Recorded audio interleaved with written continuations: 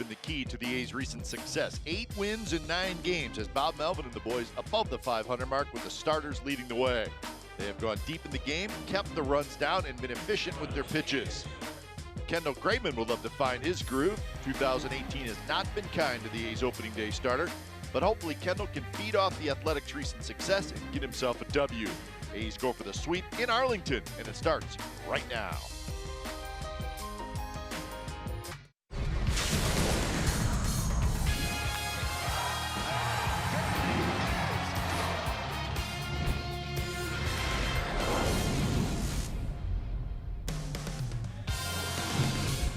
Well, it is a cold and wet night in Arlington. We don't say that very much, but that is the case tonight as the A's go for the 3-game sweep of the Rangers. Kendall Graveman will take them out and try to do that. It's the Oakland A's and the Texas Rangers coming up on NBC Sports California, powered by Xfinity. Hi again, everybody. Welcome to Oakland A's Baseball. Along with Ray Fosse, I'm Glenn Kuiper. It has been a very good stretch of baseball for the Athletics. Plenty of runs scored. Starting pitching's getting it done. Ray, they've won 8 out of 9, and really, with that, everything is working well. And when that happens, you rack up a lot of wins. You know, the thing I like about the fact that the A's probably down in the lower part of the division, you see all the great things that have happened for the Athletics. They're outscoring their opponents. The pitchers going deep in the ballgame. How about the few errors that they've made, just 3 in 9 games? But you put all that together, the A's are kind of the underdog. I don't think too many people are talking about them, but they're playing like a veteran ball club, even though they're very young. But you look at those numbers and the way the A's have been playing, they are young, but they continue to play extremely well. And I think they're taking notice around this league that people understand the A's are a pretty good ball club. All right, Kendall Graveman makes his 6th start of the year. Pretty simple. He needs a W. Oh, my goodness. Yes, it's so unbelievable what he has to do to try to win ball games. He's starting to feel it. What you don't want to see in between starts is a young pitcher who knows he's very good start to think about what he's not doing. And the worst thing for a pitcher is to go out on the mound and say, I've got to do different things. He does not need to do that. He needs to get the sinking fastball working, which he does. He gets the ground ball outs. If he continues to do that, he's going to win ball games. They're going to score runs, and if the defense is playing better, which they are, it's going to help him become a better pitcher. And for the Texas Rangers, they will send the veteran Doug Fister to the mound. Fister just coming off the disabled list. A's going for their 5th consecutive win and a series sweep here in Arlington. Stick around. We'll have lineups and first pitch from Globe Life Park right after this.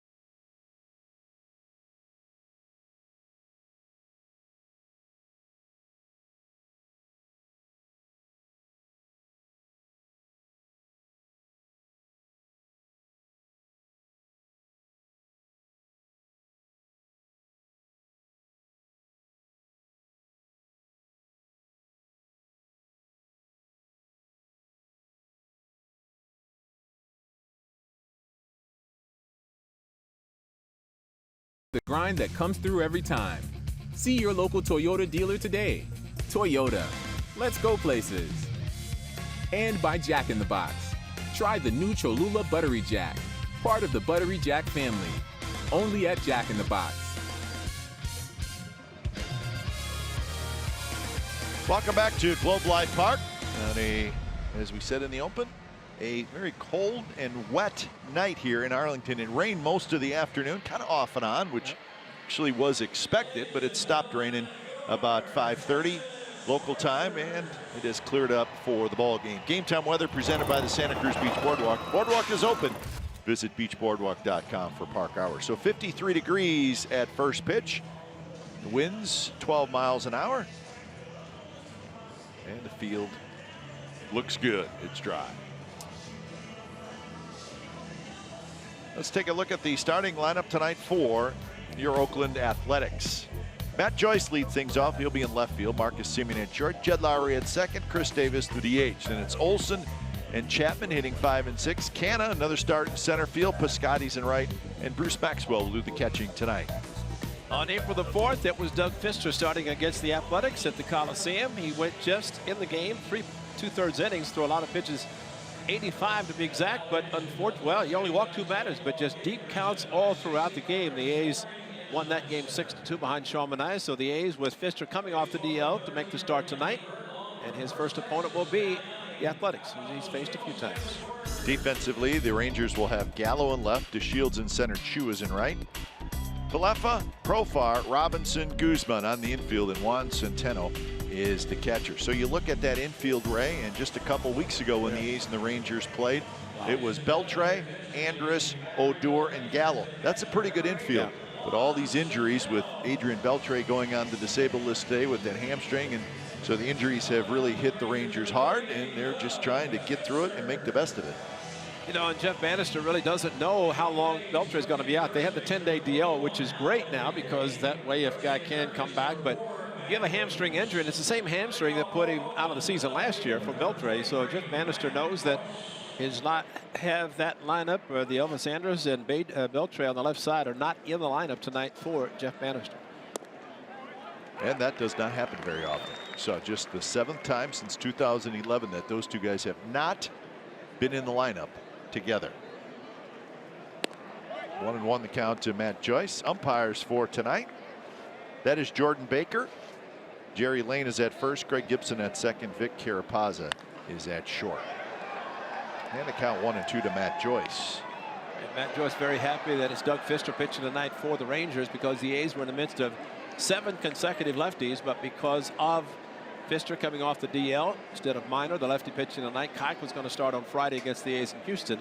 Tonight they get a righty, and Matt Joyce said to Matt Williams, is there a typo in the lineup? I'm in there. He's in there. You know, it's a righty, and that's what the skipper said. Give me a righty so I can get Matt Joyce back in the lineup. Joyce hooks one foul. A's won on Monday night 9-4. A's won last night 3-2. This youngster, a nice play early. Got the big outfielder's glove. Yeah. Guy to the left said, I'm glad it didn't come my way. He's already ducking out of the way. That would flip down the left field line, and it drops just foul.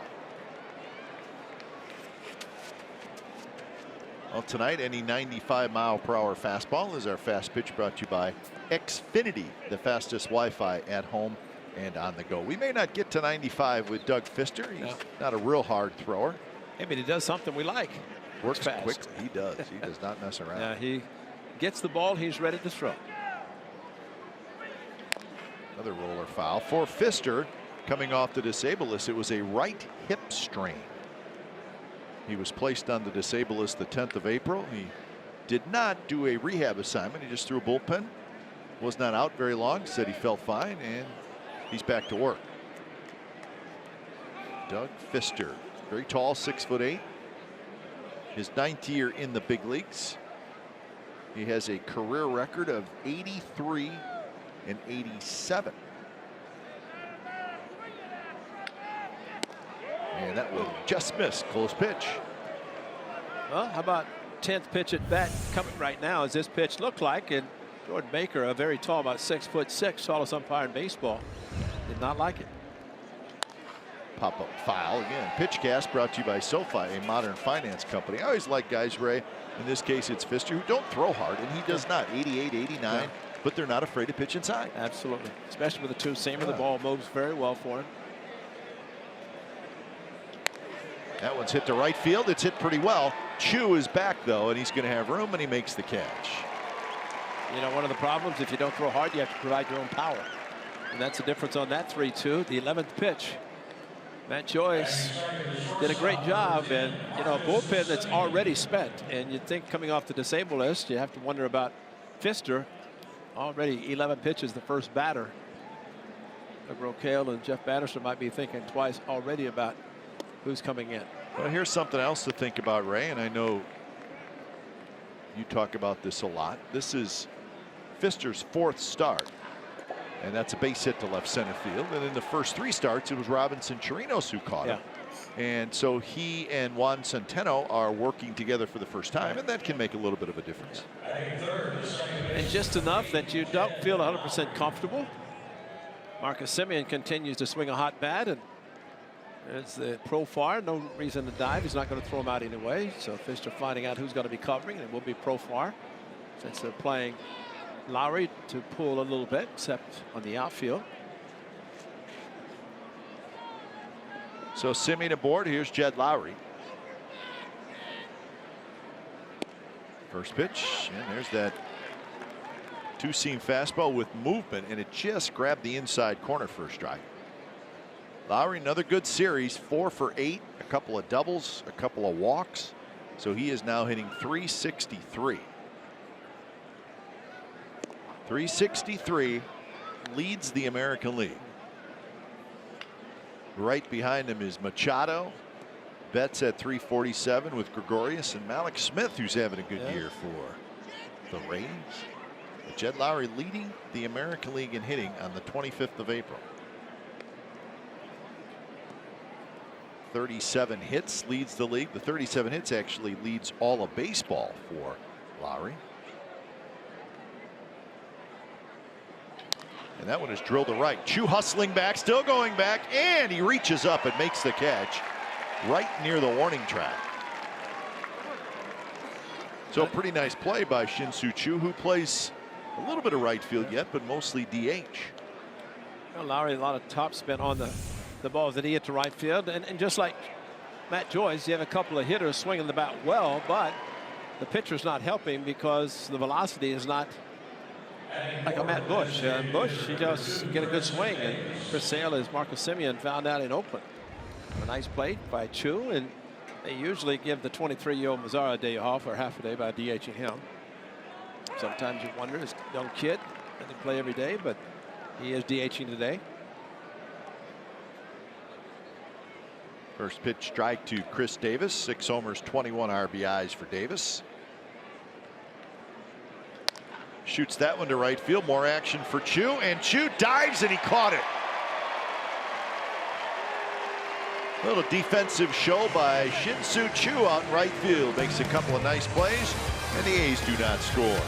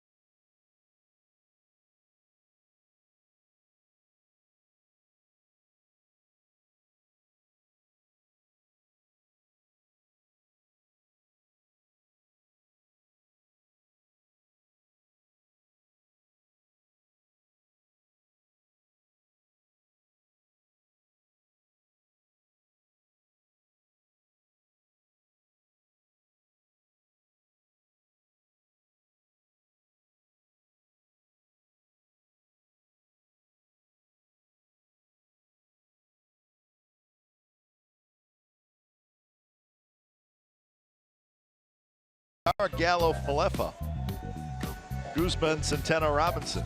That's your Rangers starting lineup. Kendall Graveman looking for a victory, and all he has to do is think back to last year's second start against the Rangers, where he had a great game going, great two-seam fastball. He's changed some things that we'll note during this pitching performance tonight, but 6 starts, still looking for his first win. And that ERA can come down very quickly with a good start, and he hopes it starts tonight. First pitch is a strike to DeShield. 2-11 for Delino DeShields. Game number 6 for him after coming off the disabled list. Bill Hemmetbone got him. DeShields is 3 for 8 in the series. See where he has a left hand, the knob. A lot of guys will put the knob of the bat in that Hemmetbone area, and that's what creates the problem. But he has it wrapped around the bat with the knob of the bat. See there? It looks like an accent. Yes, it does. Sure does. That's exactly what it is, Kai. So that's the new thing. Yeah. Dallas Braden talked about that when we were at the Coliseum. Got a close-up look at that new style of bat handle. It really doesn't have a knob, so you don't have to worry. Even if you wrap your finger around it, it's not the knob that's going to dig into the Hemmetbone. So great shot, Rudy. 2-1 the count, with Chu to follow and then Profar, bottom of the first inning.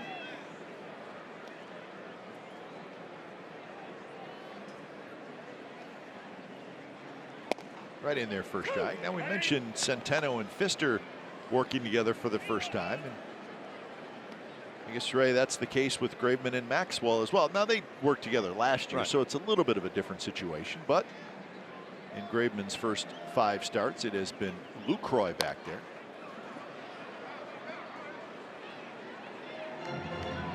A's defensively, it'll be Matt Joyce, Mark Cannon, and Steven Piscotty in the outfield. Chapman, Simeon, Lowry, Olson on the infield. Maxwell is the catcher.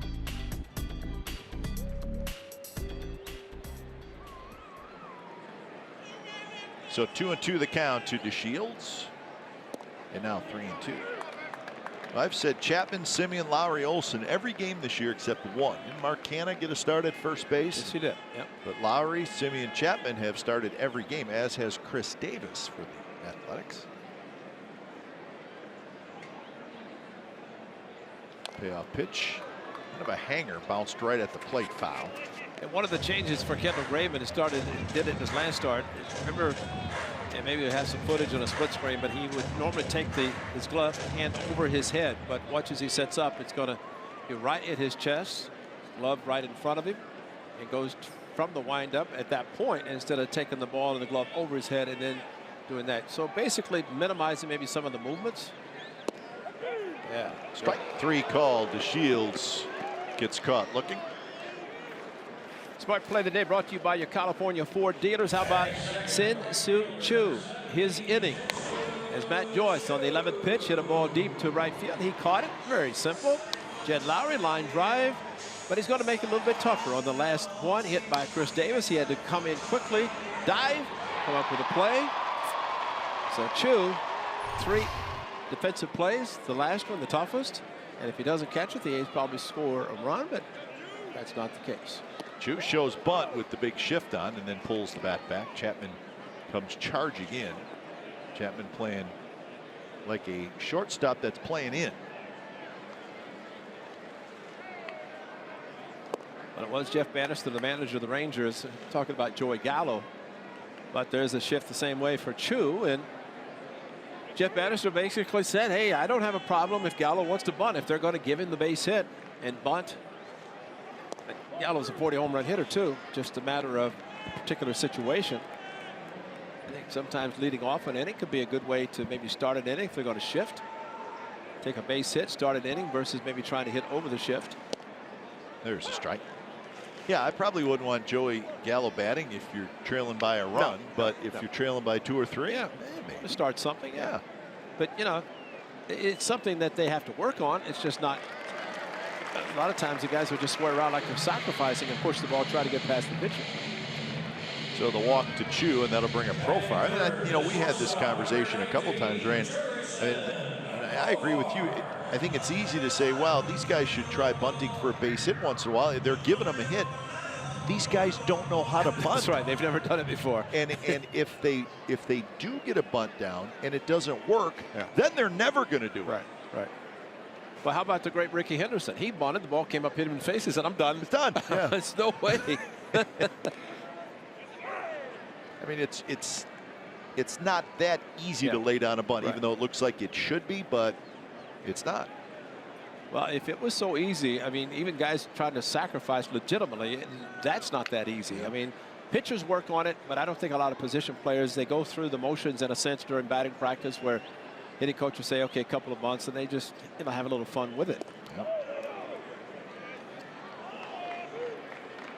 Right now, it's kind of interesting, Rand. It's very early in the game, but it looks like Graveman's missing to the left-handed hitters in the same spot.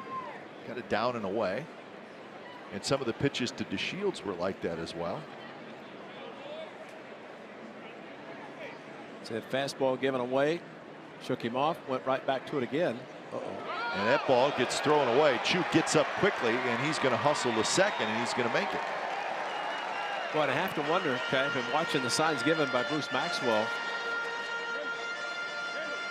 I didn't see a sign to throw over it, and sometimes it's going to be something, but this ball thrown back into the runner got under Chu, and he's able to get to second base. And the throw between the wickets of the first base umpire, but probably going to be an E1 on the throw, I would assume. What do they say, Juan?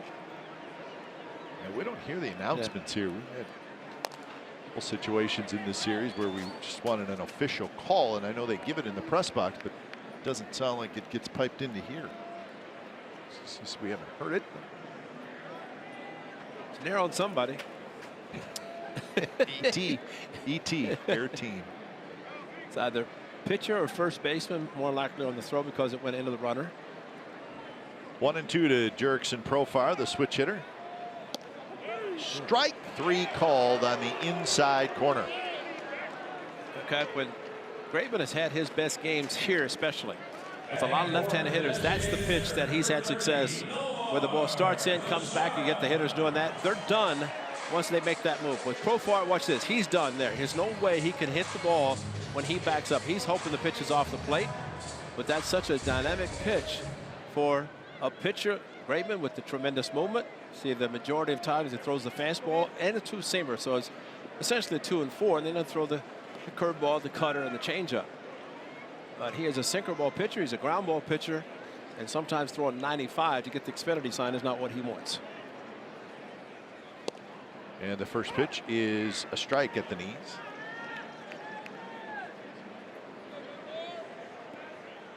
That game that Graveman pitched on that the 8th of April we referenced, he went 7 innings. He had 12 ground ball outs, and he had 5 strikeouts. So 17 of his 21 outs were either strikeouts or ground. Another great two-seam fastball.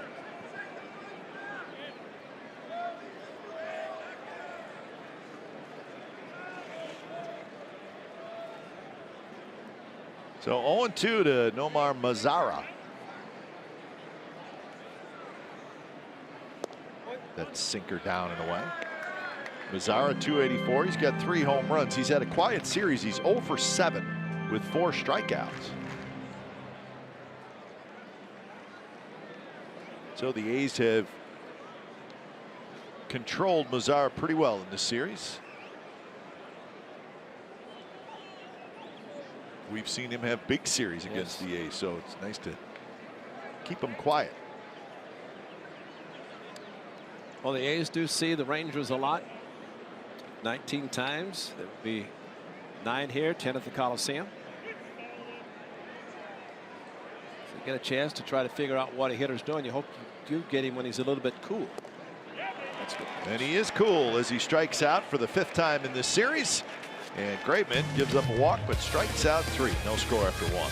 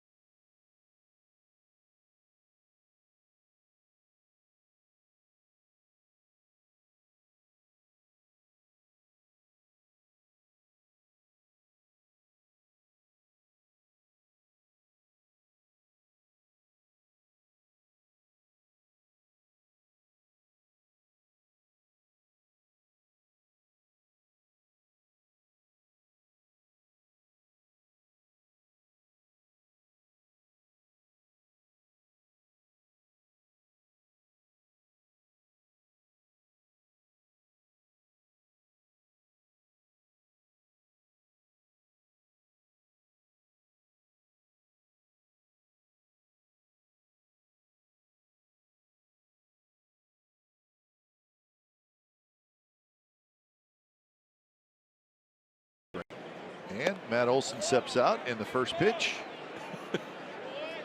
is inside. No time given. No time given. And you know what? I like that from Jordan Baker. If you're going to ask for time, I don't have to give it to you. And that one is a strike, so the count is 1-1.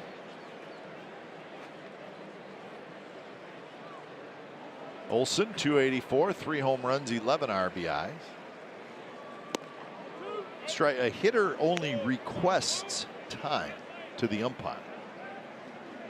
The Exactly. umpire still That's right. has the decision Request. to, and you know, 98% of the time they do give the hitter time.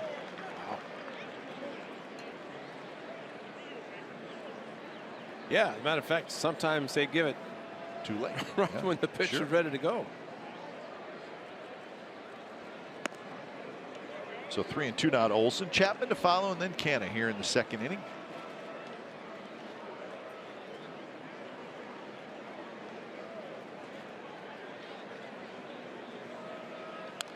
Olson got a hanger, fouled it straight back. Olson is 3 for 7 in this series.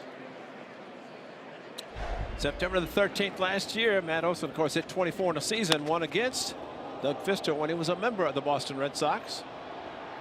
Into the A's bullpen. It's number 18 for Ole. And that one is low, and Olson has a walk.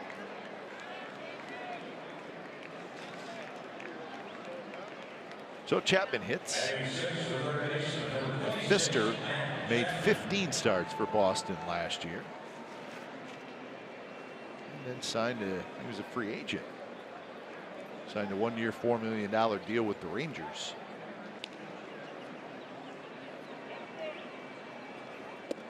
Strike to Chapman at 89 miles an hour. I tell you, Trevor Cahill really talked about that last night, how tough of a winter it was. And I think the A's are fortunate that Cahill re-signed with the Athletics. Yeah, Fister was out there for quite a while. Like a lot of guys. Now Fister's ready to go. That's why Matt Olson put his hand up trying to get time, because Fister works quickly and hitters like to get a little bit of extra time, make sure they get set. I still say that the commissioners came out and talked about the pitch clock, and bottom line, I think we both agree that the hitter takes more time than the pitcher. Generally, I agree with you. Yeah. Yep. I mean, there's sometimes the pitchers take time, but I think more times than not, it's the hitter stepping out, going through the different things, batting gloves, Velcro. Somebody wanted to eliminate Velcro, but I did. no. To figure, put the gloves on, put the Velcro, everything's tight, leave it alone until you take them off to go to the field.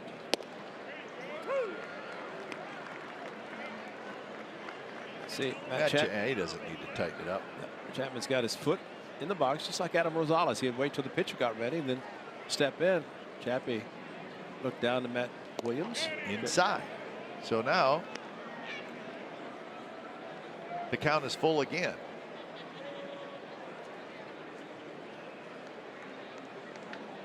Mark Canna, big home run last night to right field, playing solid center field, and he's back again tonight. This one is popped up, foul territory. The first baseman, Ronald Guzman, waits. So one out here in the second inning, and here is that home run by Mark Canna, just over the wall. Somebody said get up, and it did, off the glove of Mazzara. Look at him look back. Did he go over?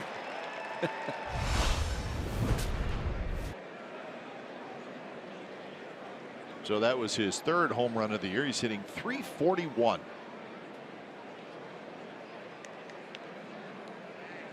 Got an 8-game hitting streak. And that is the longest hitting streak of his career. So he's taken advantage of an opportunity.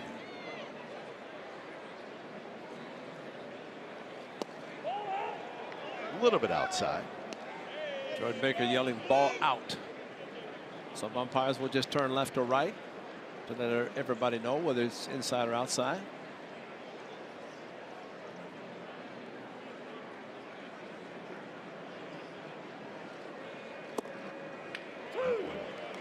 breaking ball in for a strike. He is calling a lot of low strikes. He did one to Matt Olson. This pitch down low as well. But maybe the taller the umpire, the lower pitch he calls. Yeah, Jordan Baker very tall.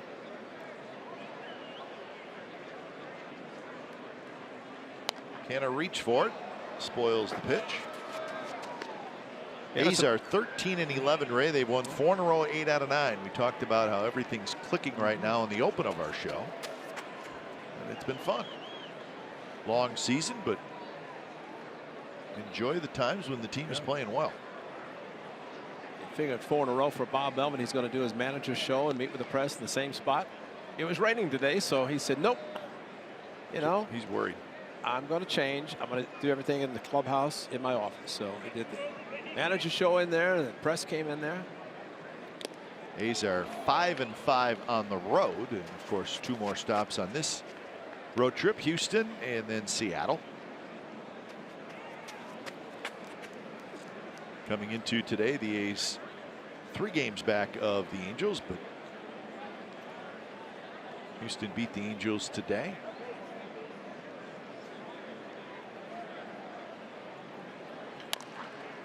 As we like to say, Ray, and you and I have talked about it a lot, just stay in the conversation. That's right. That's right.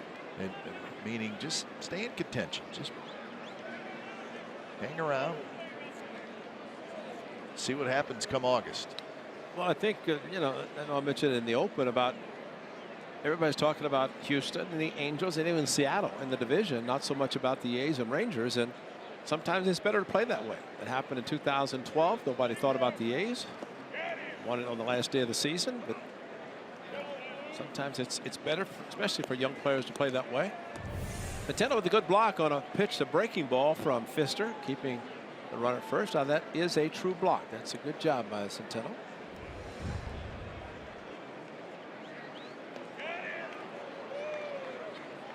Not a big lead by Olson, but Pfister made a good move.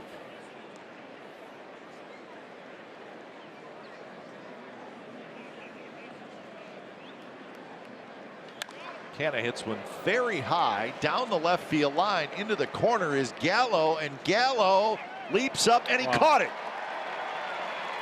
He fires it all the way back in toward first, and Olson has to hustle back. So a nice play by Joey Gallo into that corner. We kind of lost view of him from our booth just for a second, and he kind of leaped up against the wall and made the catch. Well, carried very far considering the dampness, and so that was a fair ball. That was a fair ball all the way, and does have a very strong arm and tried to throw all the way to first base. Olson didn't know if it's going to be caught or not, so he got all the way to second. First pitch to Stephen Piscotty is high. I'll say Kaipe had 11 pitch at bat to Matt Joyce to start the game, yet he only threw 18 pitches, but 3 and 2 to both Olson and Chapman. And an 8 pitch at bat by Canna, and there's the pitch count up already for him. I see where the Rangers sent out Matt Bush today. Back to the minor league. Not surprised. That was the move. Pfister off the disabled list and Bush to the minor leagues. And of course, Adrian Beltre placed on the disabled list, and Ryan Rua, the outfielder who they just sent down, called back up. So Beltre DL, Bush optioned, Pfister off the DL, Rua called up. Those were the moves made today by the Texas Rangers. So they're fighting through a whole bunch of injuries.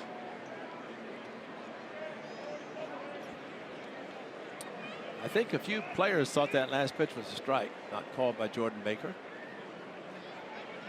Probably everybody except everybody on the field except Stephen Piscotty and Jordan Baker. There's a veteran, Adrian Beltre. He is going to be in that position for a little while. Hamstring injuries are not easy to heal quickly anyway. 3-2, 2 outs with the runner going. Piscotty fouls it straight back. Well, Beltre would have been at second base. This ball hit in the gap in right center, but right there the hamstring got him, and he barely made it to first base. He thought about going for 2 until right there. And at that point, shut it down, walked, as they said, not only into the dugout, but up the tunnel. Didn't take off his helmet, just kept walking. So second walk in the inning. 2 on, 2 out for the A's for Maxwell. Yeah, the A's are doing a good job. They're not up there taking pitches just to be taking them. They're taking pitches that are out of the strike zone. 3-2 to Olsen, a walk. 3-2 to Chapman, pop up. 8 pitch at bat to Canna, fly ball down the left field line. 3-2 with a foul ball. So a lot of pitches thrown by Pfister already. And he is not a guy who walks people. No. Pumps the first pitch strike in there to Maxwell. Maxwell 4 hits in 21 at bats. He's got 3 RBIs. And for Bruce, this is his 7th start of the year. Game number 25 for the A's.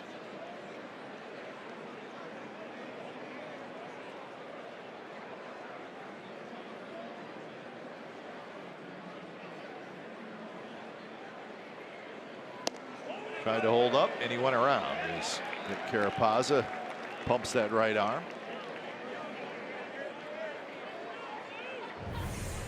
Well, you try to see the spin, and it starts in, and just a little bit too much. That straight on shot from center field did not look like he swung side, though.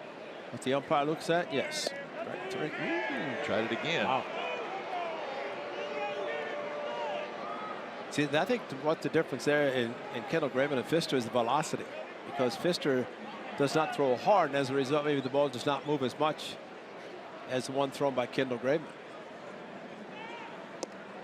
Strike 3 called on the inside corner, so he stayed in there. And the A's strand a pair. Bottom of the second coming up. It'll be Gallo to lead it off.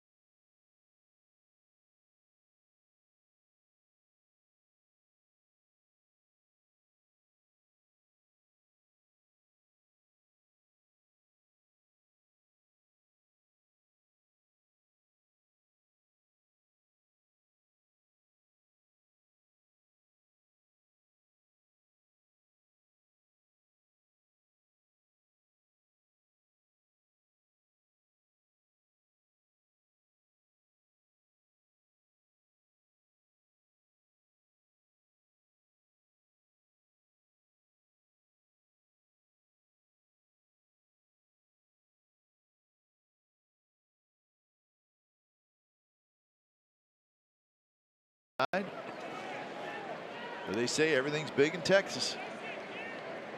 Everything's huge in Houston. Simple in Seattle. What are we going to talk about Seattle? There it is. There's the bunt. Graveman slides. His throw is not in time. So, as we talked about, Joey Gallo did lay down a good bunt, and you say Graveman made a pretty nice play, but that's what you got to do. Just get it down. And get it far enough, close enough to the line that pitcher has to do that nice sliding stop by Graveman. He was the only opportunity to do something. And, you know, leading off an inning, sure, he could have hit a home run. But this, to me, Kai, could disturb a pitcher and a team more than a home run. Because here's a home run hitter doing something out of the ordinary. And, you know, I think we're going to see more. Probably should see more, because even Joey Gallo, he's going to play every day. I still say he's going to hit 40 home runs. He hits 40 home runs. If he does that a lot, his batting average is going to go up. And Joey Gallo runs well. I mean, he's a very, very big guy, but he's got good speed. But I thought his bunting form was pretty good. Yeah. You get the guys who jab at it. That's just not going to get done. He turned early and just made sure he got the ball down, which is really all you need to do. Make sure you get it down, and you're probably going to get a base hit. Well, it's a good point. And if you go too early, then the pitcher can anticipate and run to that spot, because he knows that's the area in which he's going to be bunting, or a hitter is going to bunt when it's a shift to the right. 3 on the right, and of course the third baseman, the shortstop position.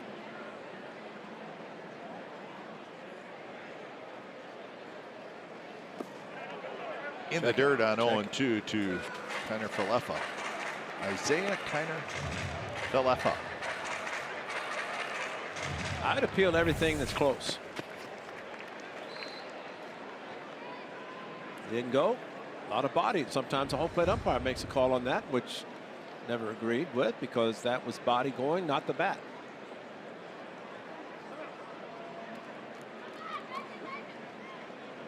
Kiner Falefa playing third base tonight, and Jeff Bannister said that's what we're going to do. We're going to let him play third for a while with Beltre out.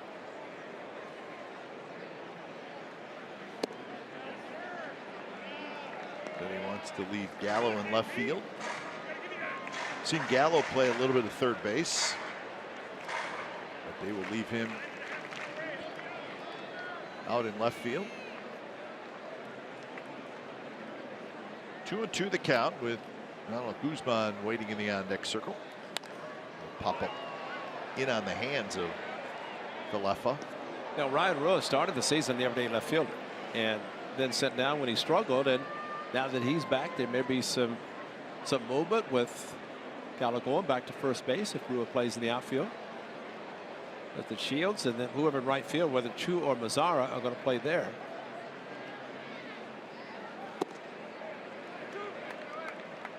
Count even there. Count now 3-2. Excuse me.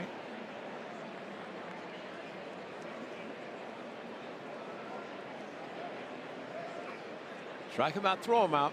You have to figure Jeff Bannister has nothing to lose. See if Gallo runs. He does. And the pitch is low. So a bunt, hit, and a walk.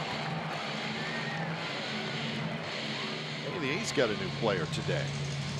Wilmer Font, right-handed pitcher acquired from the Dodgers for Logan Salo, left-handed pitcher. Wilmer Font,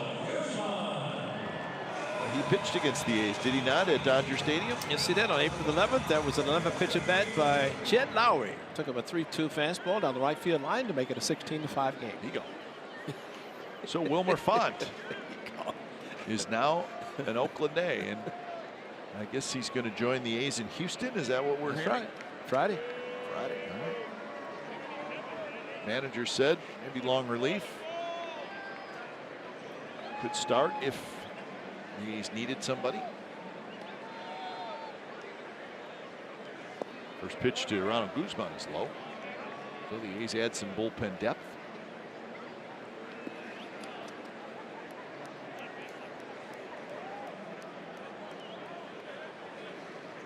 Type, you remember in Houston a few years ago when Seth Smith bunted with a shift? Yep. And what happened? And the starting pitcher, I try to remember who it was so upset. He fired. He came out after giving up about 6 runs, fired his glove in the dugout. And he was so upset because Seth Smith did exactly what Joey Gallo did tonight. Now we're hopeful that Kendall Graveman does not let this get out of hand and have a big inning occur with that start. But what Joey Gallo did is at a time when everybody playing back and now with the shifts, that is a good play. And right now Kendall Graveman with the walk. Runners at first and second, 2-0 to this batter. Took a little off. It catches A strike, 2-1. Juan Centeno, another left-handed hitter in the on-deck circle. And Ray Graveman's had trouble with left-handed hitters this year. They're hitting .415 against him, and this Rangers lineup has 7 left-handed hitters in it. Now, granted, it's been a struggle for Graveman against right-handers as well, but especially left-handers. Well, Jackie Bradley Jr. hit the fastball for a 3-run home run last Friday. But to your point, whenever he had success, as Centeno waits in the on-deck circle, but when he's had success is when he starts the fastball inside the two-seamer, brings it back as he did with Profar, and struck him out on a called third strike. That was in the first inning, third batter. Well, he went inside, but too far inside, and that one, he didn't have quite as much of that movement on it. And he has the cutter that he can throw inside to cut into the left-hander, or the two-seamer to bring it back. The cutter backdoor can go two-seamer, running away from the left-hander. Gallo at second, Pelefa at first. Timeout call. Guzman is 0 for 7 in the series.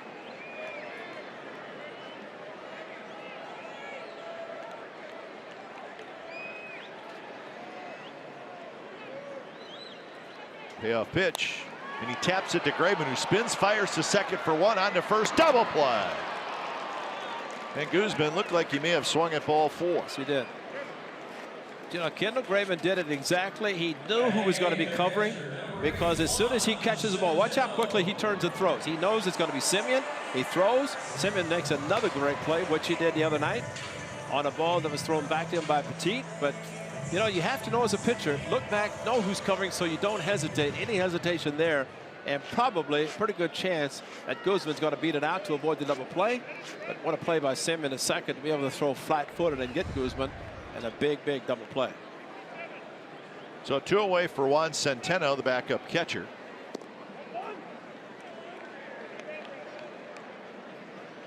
Centeno 5 hits in 26 at bats. He's got an RBI. Batting average of 192. A little bit high. See what Graveman did that time is he went in the windup. He looked to the plate, then looked to the runner at third base, and then back to the plate. You kind of lose sight. If you're going out of the windup, you have to forget about the runner at third base. Otherwise, go to the stretch and don't think about it. There's a strike. It's kind of looking him back, which, again, you don't want to pay too much attention to him because the hitter's the key. And Gallo's not Rod Carew. I don't think he's going to try to steal. I don't think so. Can get a good lead.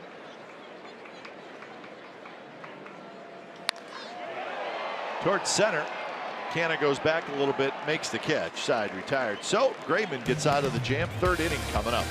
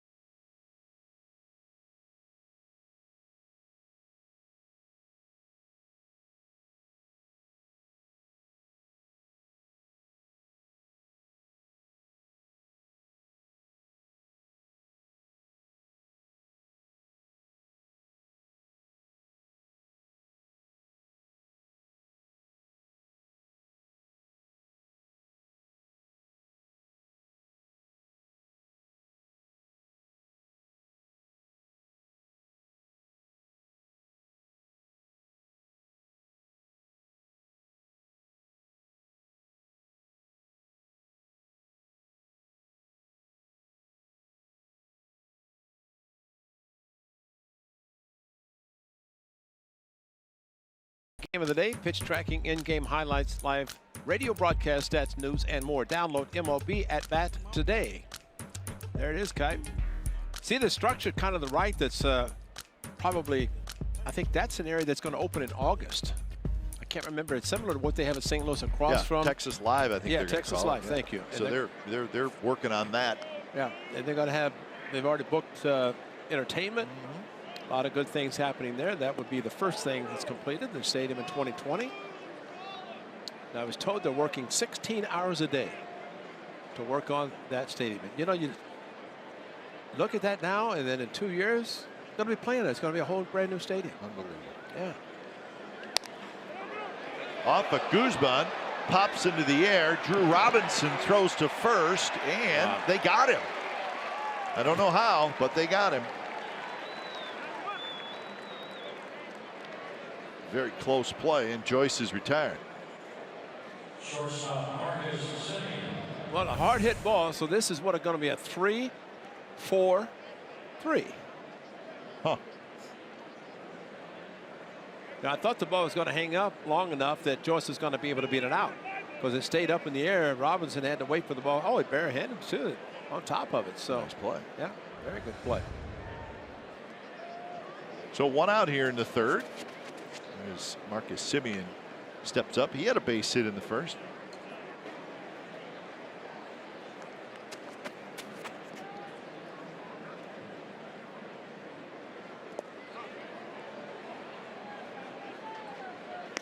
So Pfister, 56 pitches. I wonder how quickly Jesse Chavez is going to get up in the bullpen. The way this is going, he's going to be the long man. Low strike call.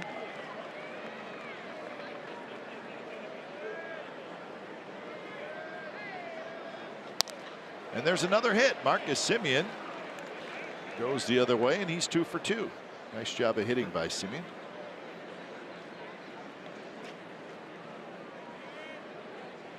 Take what's given to you. The pitch is down and away, so Marcus, good job just taking it to the outside field.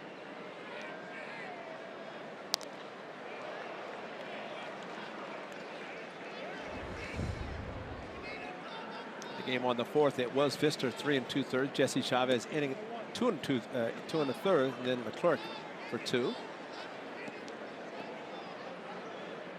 So you're calling it a Jesse Chavez night, and you're probably right. Probably sooner than later. Strike. Lowry bends back out of the way. Fly ball to right field in the first for Lowry. 4 for 9 now in the series.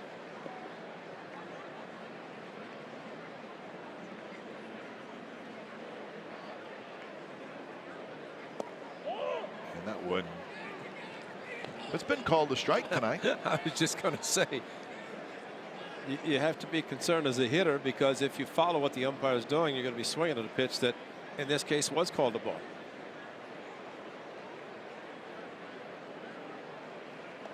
This is the Semien goes back standing up, and it was a close play. 61 now, the pitch total. This is the 7th meeting of the year between these two teams. The A's are 4-2 so far. They will not see the Rangers again till early June, when the A's have a 2-game series here. Which you don't see a lot of 2-game series within the division. The Shields back, and warning track. He makes the catch.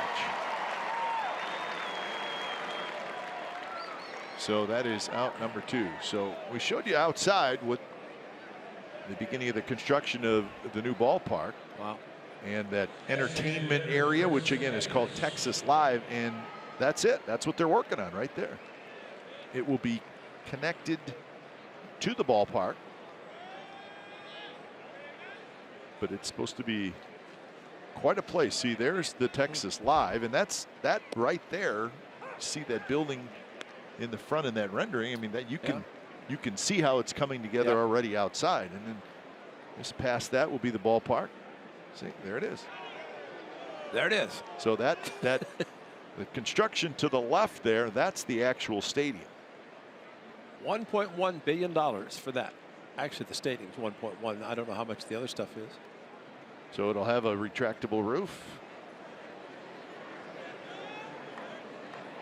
2 years, 2020. So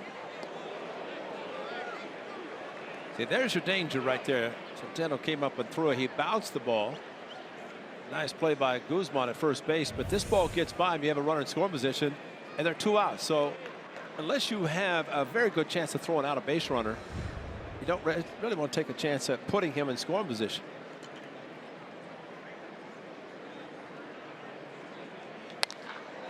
and that one is belted right field, and that baby's gone.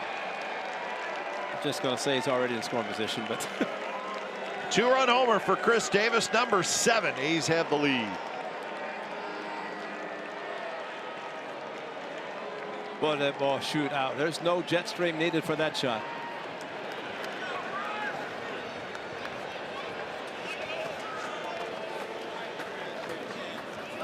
So RBIs 22 and 23 for Davis.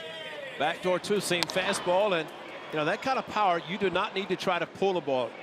And ball jumped off his bat very deep into right center field over the bullpen of the Rangers, and that quickly a 2-out, 2-run home run opposite field by KD.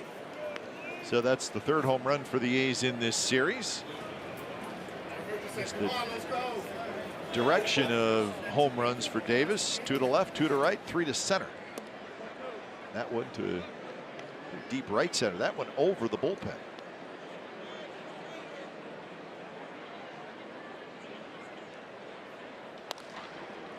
Profar on the backhand. He's got it across the diamond in time. Side retired. A's do long ball damage. Chris Davis, his 7th home run of the year. So bottom of the 3rd coming up. The A's have an early lead of 2-0.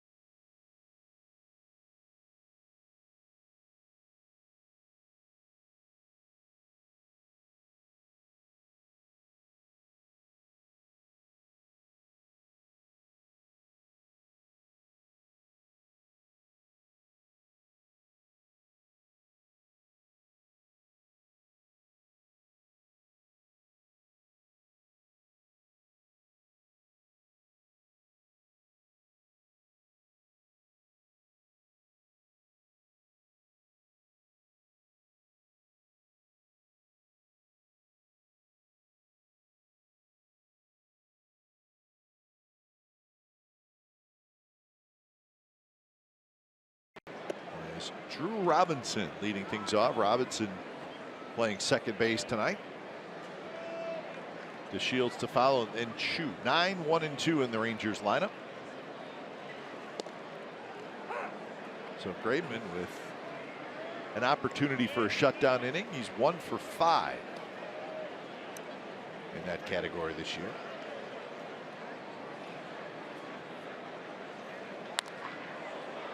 In the air, left side, and into the seats.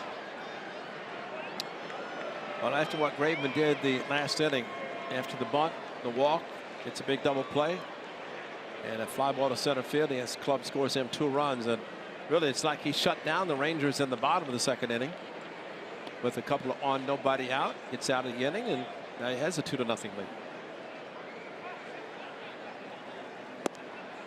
2-2 the count to Robinson, who's hitting 175. He's got a homer and 5 RBIs.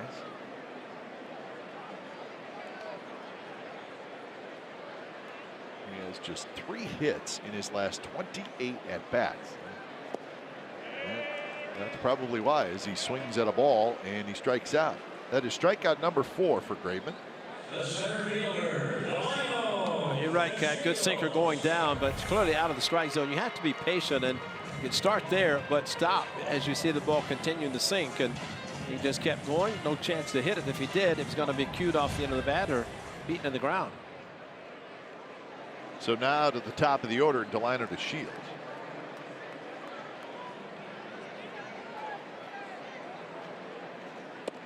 Fastball is inside. The Rangers are 8-17 on the year, and they have lost 5 out of their last 6, so they're kind of going in the opposite direction of the Athletics. The one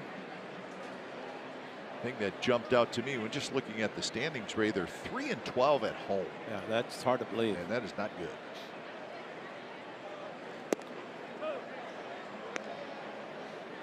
So their record on the road is 5-5, a good ERA. But the ERA at home is the highest in the American League, so they're just getting knocked around in this ballpark. Kind of a tough situation right now for the Rangers, because they have gone, Ray, from 95 wins in 2016 to 78 wins in 2017 to a very, very slow start here in 2018.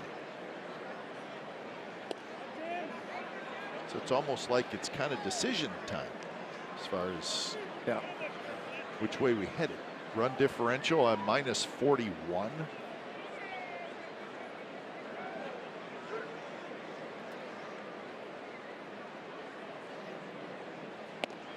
So I'm a little surprised we have not seen, as DeShields walks, we have not seen Renato Nunez in this series. Yeah, I thought he'd be playing left field.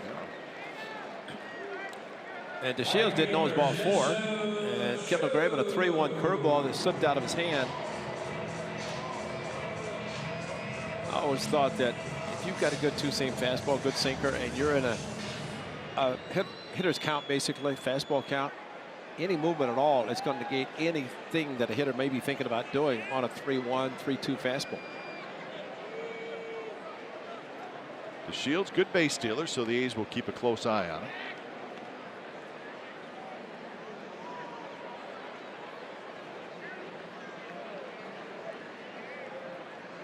Chu walked in the first inning. Outfield shifted just a little bit toward left center. Grounded to second. Lowry's got it. It kicks off his glove and rolls away, and everybody's safe.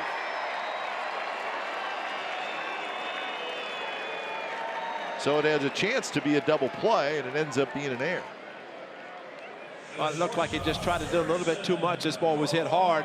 Tried to come in, scoop, and throw, instead of really making sure he got one. See, he used his his left hand with the glove hand, and the ball kicked up, hit him in the heel of the glove, and that's what caused it to fly as much as it did.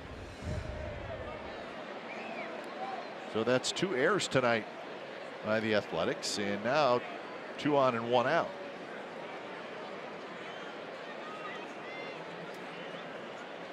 First pitch to Profar, swing and a miss. Profar playing in the place of the injured Elvis Andrus.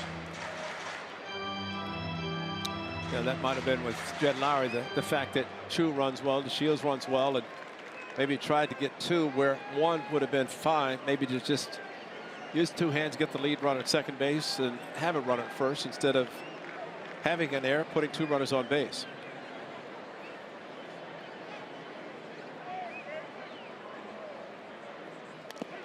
Foul ball off of Maxwell, maybe the shin guard. So Graveman jumps ahead looking for another ground ball.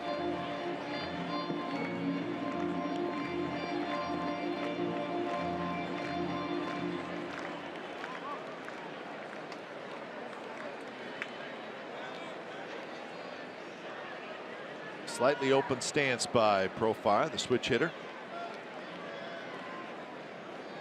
Mazzara is in the on-deck circle. This one slowly hit. Lowry is going to go to second to get the out there.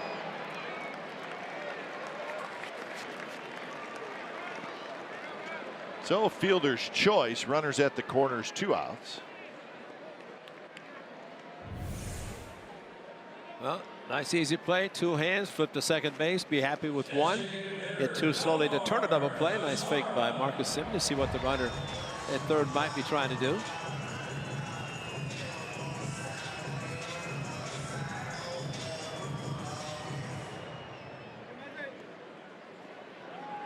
Jed Lowry trying to get Matt George to come in. Seems pointing to somebody.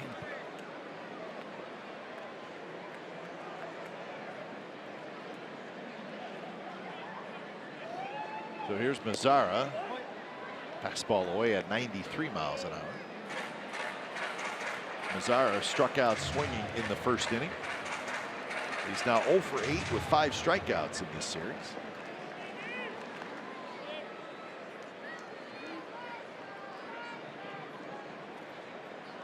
Swing and a miss. So he's scuffling right now. DeShields at third, Profar at first.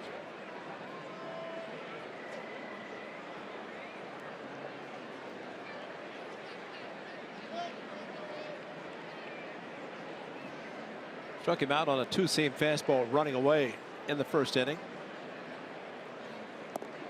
That's the pitch he swung and missed. Swung and missed the previous pitch that was a cutter down and in.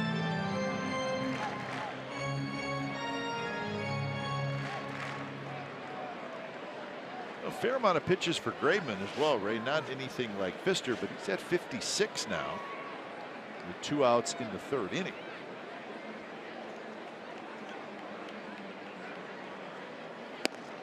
Strike inside corner. Good pitch.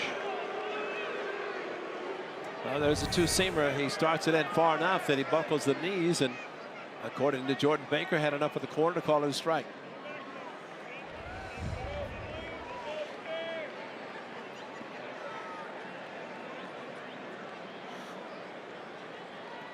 So 2-2. See where Graveman goes with this pitch. Cut it down or seeker away. Maxwell blocks it. So 3-2, and the runner at first. Profar will take off as Olson moves back behind him. Yeah, the 2-seamer just ran, and Bruce Maxwell, good job. Actually, the ball was caught.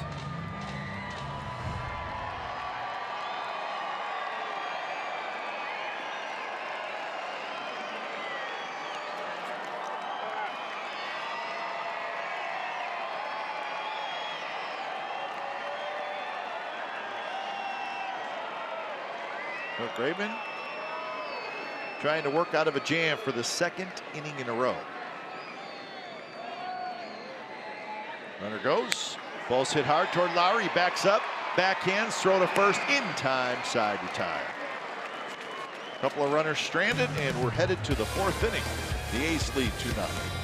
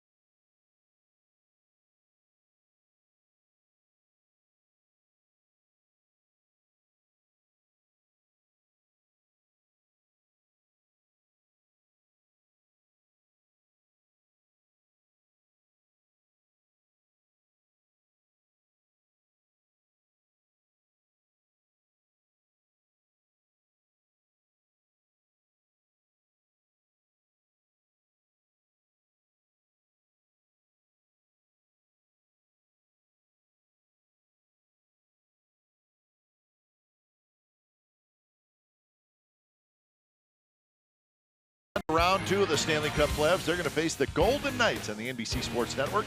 Tomorrow starting at 6:30, begin and end your hockey night on NBC Sports California with Sharks Playoff Central before and after the game. So good luck to the Sharks in round 2. Good luck to the boomstick. Good luck to who's ever attempting to eat that. Charging is Falefa, who throws across. Chapman is retired. What is all on the boomstick? Everything. Well, I hope they charge a lot because they're using a lot of ingredients. That is Jalapeno peppers. the boomstick. That's coming upstairs to the visiting broadcast booth. For Juan Dorado. Now quickly becoming famous statistician. Unbelievable. He started that with Nelson Cruz was here. And Yeah. since he's in Seattle, it comes in a lot of times and beats them. They still sell it. Well, plus there's the boomstick car that we walk past every day coming into the ballpark. Yeah. Sits right outside the A's locker room. Nothing like a boomstick vehicle.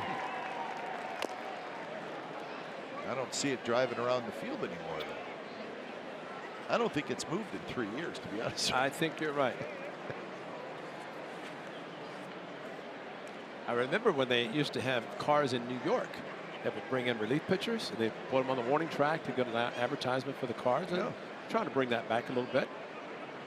But every time the relief pitcher come in for the bullpen on the visiting side, they'd get pummeled by the fans. So they decided, you take the car on the warning track, I'm going to run across the field, and went straight to the mound. Marcana swings and misses. That is the second strikeout for Pfister. Slow curveball, and when you think about this pitch, you see it's going to break and really out of the strike zone.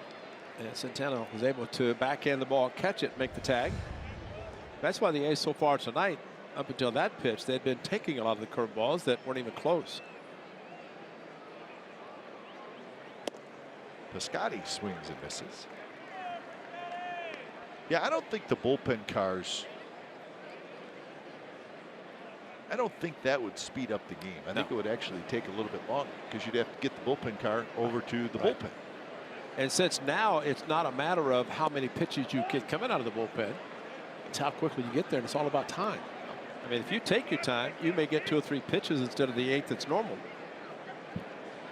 So you better be loose when you come in, or hurry when you get in.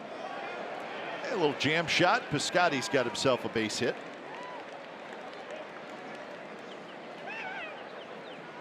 So 2-out single. That's 4 hits now for the A's off Pfister. Well, try to come inside. The ball stayed in the middle of the plate. Good inside out swing by Piscotty to get another hit as he continues to swing the bat well. And here's Maxwell for his second at bat. Had a good swing, fouls it right back to the screen. Maxwell struck out looking in the second inning with a couple of runners on.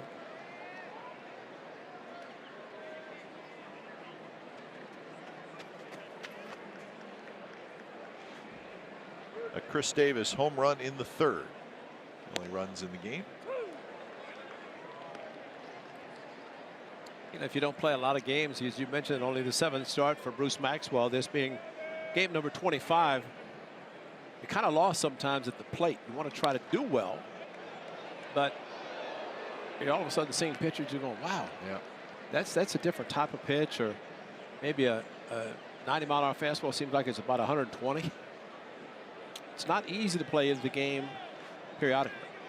It's tough when you play it every day, but I think in the case of Bruce Maxwell, you see some of the pitches that he's taken inside that maybe he would be aggressive and pull them, but just maybe a little bit confused because he's not seeing a lot of live pitching.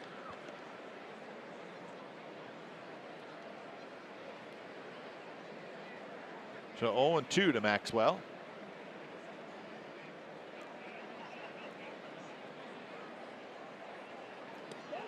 And the ball in the dirt. Maxwell checks his swing.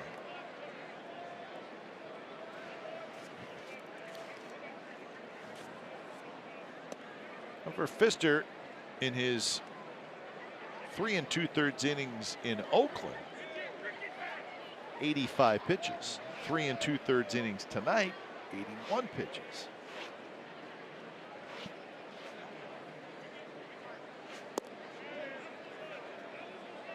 And he left that game trailing 5-0. Tonight he's trailing 2-0.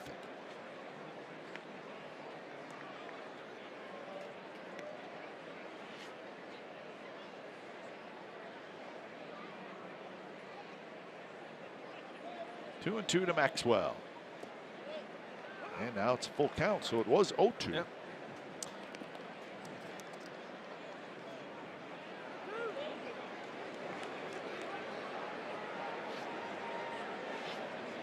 So Piscotty will take off.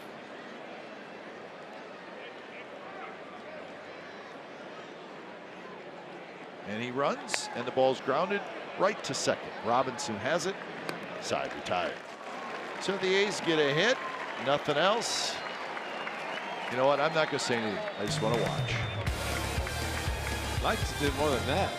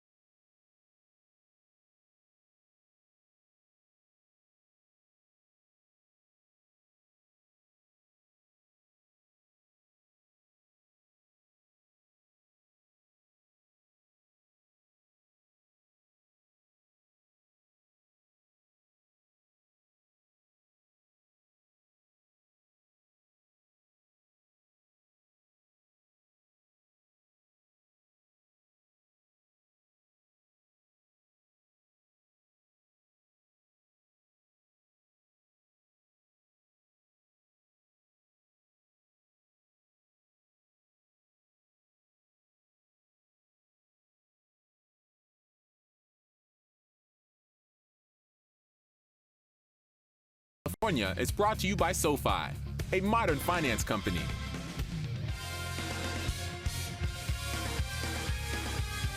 Two to nothing, the A's lead. They are going for the sweep of the Texas Rangers.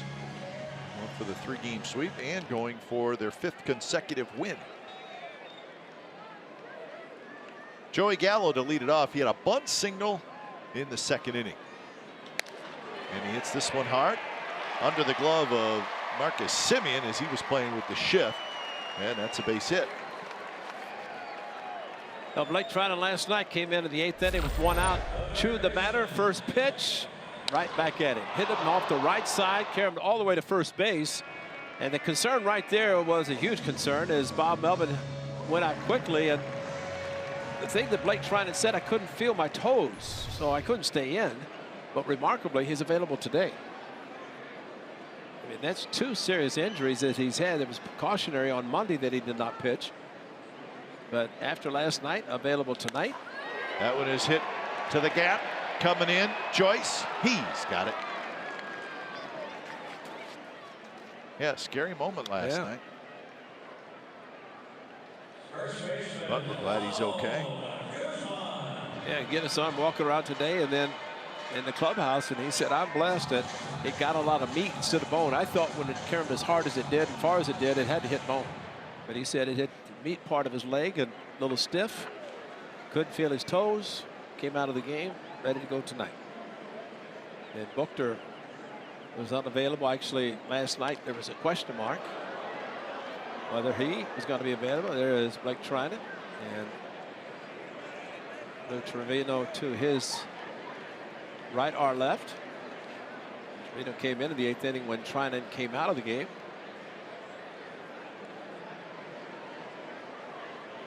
Oh, 1 to Ronald Guzman. Fouled at the plate, and it's 0-2. Guzman hit into a 1-6-3 double play, and it was a big play in the 2nd inning. The one thing Lou Trevino said, he's going to college. He was drafted by the A's in 13. One of the guys he liked to watch was Jonathan Lucroy. He says, now I'm pitching to him. I mean, he said it's unbelievable, some of the things that you think about when you're in high school, college, and then all of a sudden you just dream about playing, just seeing the guys. Next thing, you're pitching to the guy. Elvis Sanders will not be playing for a while. Working on his hair. Simeon out, Joyce in, Canna in, nobody's going to get it, and Gallo with a good read on the bases goes all the way to 3rd.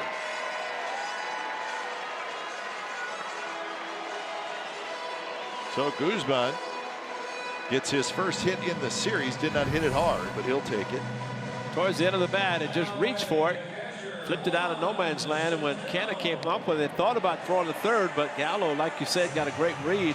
He was going, and Gallo, as it headed to second base, he could see where the outfielders were playing. Simeon going out, knew he was going to drop, and he gets to 3rd. Unfortunately for Canna, he came up and threw to 2nd to keep the double play in order. If Kendall Graveman could get his ground ball, he could get 2 and get out of the inning. It'll be Juan Centeno, who hit a fly ball to center field in the 2nd inning. Centeno played last year with the Houston Astros, up and down. Minor leagues and the big leagues. But he was on the playoff roster for all 3 rounds for the Astros. So he's got himself a World Series ring. Now Max Stassi, they're carrying 3 catches. We'll see this weekend, but Evan Gattis doing a lot of DHing. Ryan McCann, the catcher. Max Stassi caught today. Caught Verlander for the first time.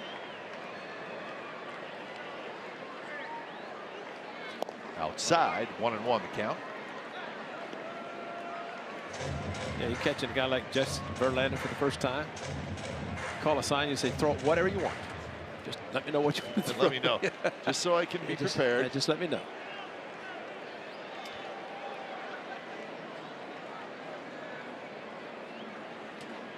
Wide open stance by Centeno. Rolls that one to Chapman. Scoops it up. Fires the second for 1 on the first. Safe at first. I don't know about that one. Call made by Jerry Lane. Bob Melvin immediately out on the warning track and put his hand up, and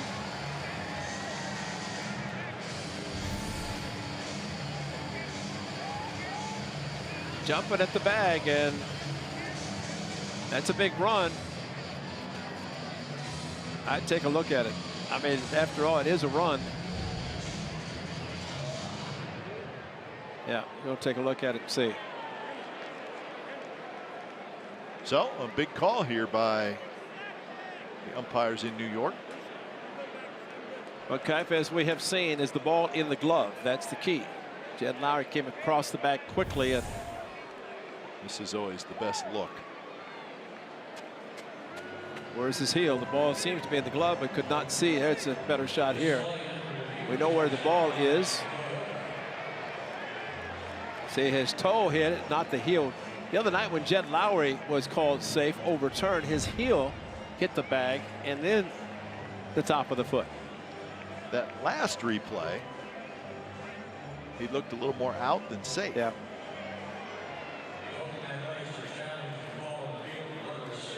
This one here. Now watch ball in and watch the foot. Yeah, the ball is. Oh, that's close. Yeah. But again, Centeno did a good job hitting the front of the bag, but it was his toe that hit. So he's made the right play by going for 2. And maybe it wasn't hit as hard, but probably only shaking his head. Watching the big board. Well, you hate to have this be one of those. It comes down to what was the call in the field. That's but right. Yeah. it's so close. Headsets are coming off, and he is safe. So that's a tough one. You can see how close it was, and I think it just comes down to what Jerry Lane called on the field. Not definitive enough to overturn. That's a pretty good look right there. That's probably the best look you're going to get in. Listen, you can see why it would be difficult to overturn it, I guess, but it could have went either way. It's a run for the Rangers, so that is a huge play. Give Centeno an RBI. And Drew Robinson hits. Swing and a miss. So Centeno gets his second RBI of the year. You know what helps Centeno is the fact he's a left-handed hitter, and he does run quite well. But it was the Joey Gallo read on the fly ball to center field that helped make that happen. Here's a throw from Matt Chapman to Jed Lowry. There's a little bit to his left. Jed caught, threw across, but I think just everything involved with it. I think Centeno more than anything with the speed getting down the line, knowing that if he's safe, it's a run. Lowry's got this one on to first. Side retired, but a run for the Rangers on a couple of hits. So the fifth inning is coming up from Arlington. 2-1 A's lead.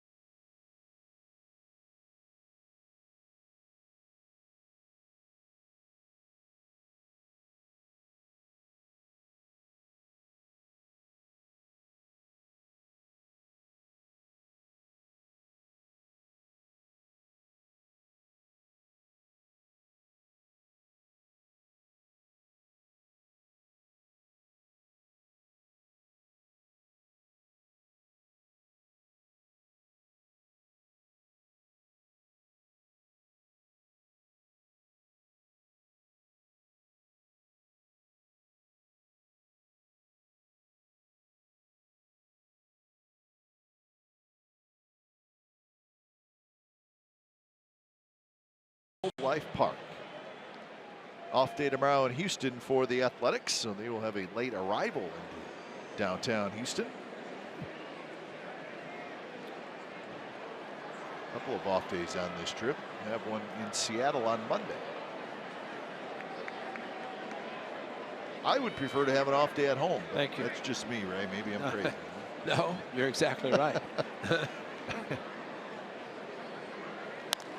Matt Joyce goes after the first pitch and skies one foul. Some afternoon games of interest. The Astros beat the Angels today 5-2, so the Astros salvaged the final game of that series. Bregman had 3 hits, Altuve homered, and Verlander got the win. Verlander went 7 innings, struck out 9. So Justin Verlander is 4-0 with a 1.36 ERA. That's pretty good. Wow, that's not a strike. Come on. This ball's almost on the ground. There he is. A guy in the game, Tropiano, was almost perfect. And then all of a sudden he could throw a strike. Ended up walking two, hitting one, and Bregman hit a 3-run double down the left field line. And with Verlander, you don't need much. No, you don't. So Houston 17-9, the Angels 16-9. So they flip-flop for the top spot in the West. Doug Roquel thinking about maybe becoming a reliever himself as a pitcher because they've got a few guys. And here it is at top of the fifth inning, 90 pitches for a starter. And he's got Jesse Chavez warming up.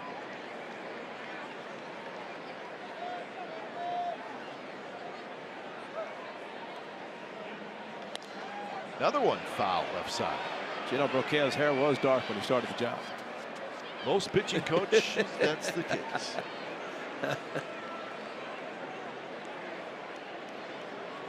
I don't care how good your pitching staff That's right. is. It's a stressful job.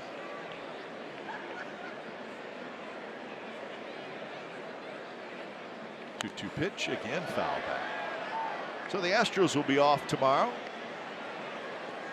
And they got the A's, and after the A's, the New York Yankees will be in town.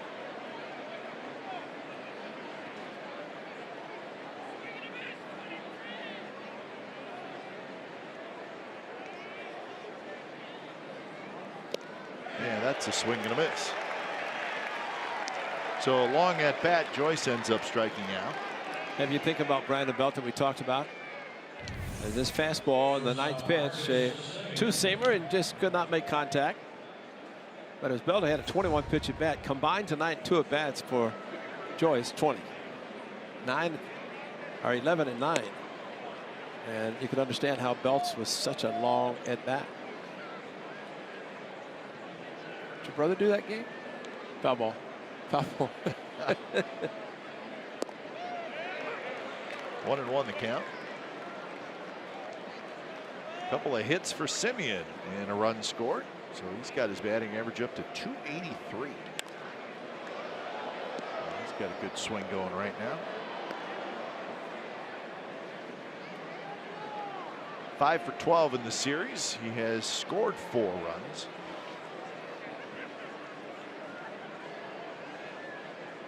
Changeup.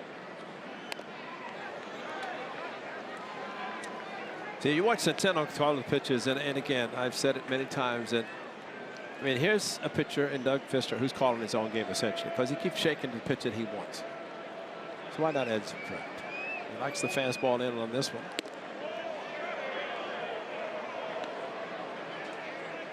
I mean, especially as fast as Fister likes to pitch, why not just go add, subtract, and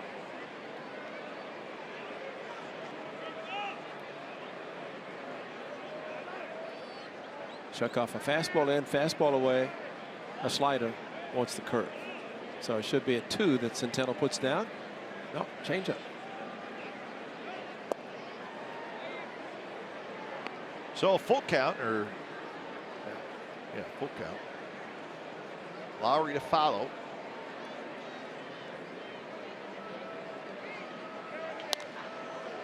Hit hard on the ground, but right to profile.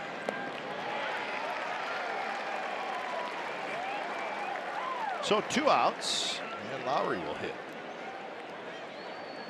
If Fister has not had a 3-up, 3-down inning, he has a chance here.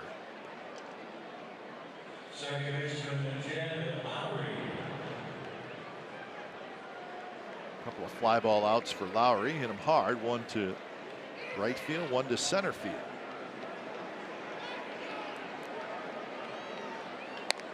And that one is belted down the right field line into the corner.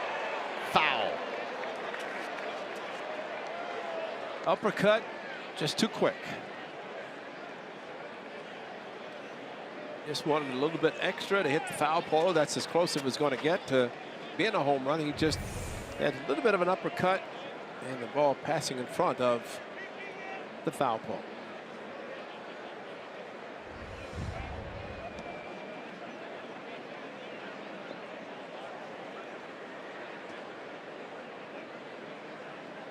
Fister 101 pitches. So that is by far a season high. Now this is just his 4th start this year. Now this is a 25th. He went on the DL the 10th, so it really didn't. I guess he had around the 2 weeks, the 15-day DL, but they put guys on 10 days. It just took him a little bit longer. As you said, he did not make a rehab start. Yeah, we'll see if the Rangers go to the 6-man rotation. Looks like it, doesn't it? Mike Minor is the other guy. A little bit high. Yeah, it sounds like that's what they're going to do. Hamels, Pfister, Perez, Minor, Moore, Cologne. That's 6. Be interesting to see how that all works out. Okay, if he didn't get his 1-2-3 inning, and it's his last pitch, here comes the manager.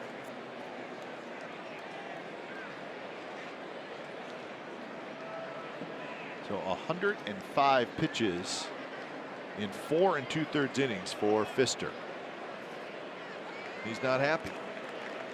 So Jesse Chavez coming in when it's time for change. Think Speedy Oil Change and Auto Service. It's your trusted oil change, tune-up, and brake experts.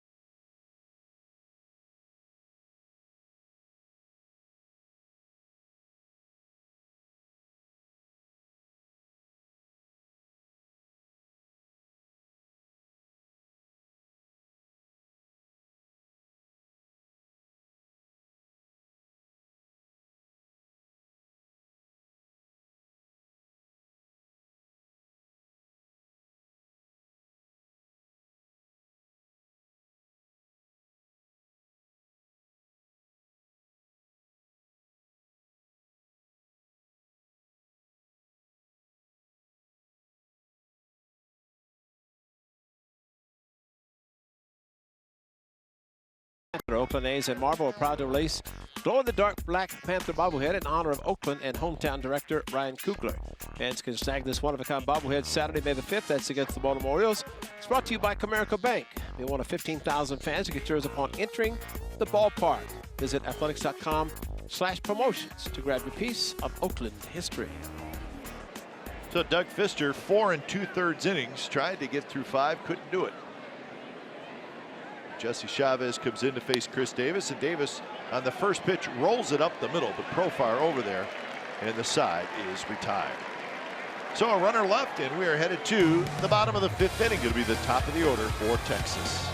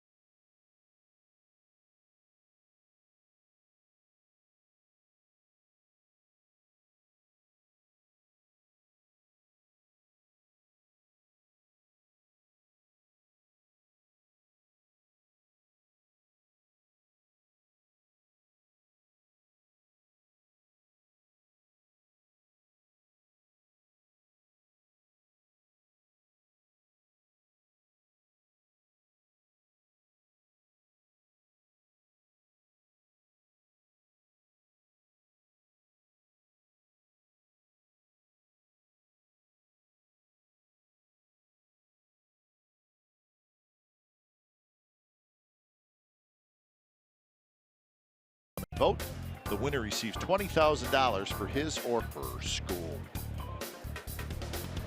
A's leading 2-1, bottom of the 5th inning from Arlington. And the first pitch thrown by Grayman in the bottom of the 5th. The Shields bounces to first. And that's a beautiful thing. That is a great thing. You're playing in, thinking about a push bunt, which he did successfully last night.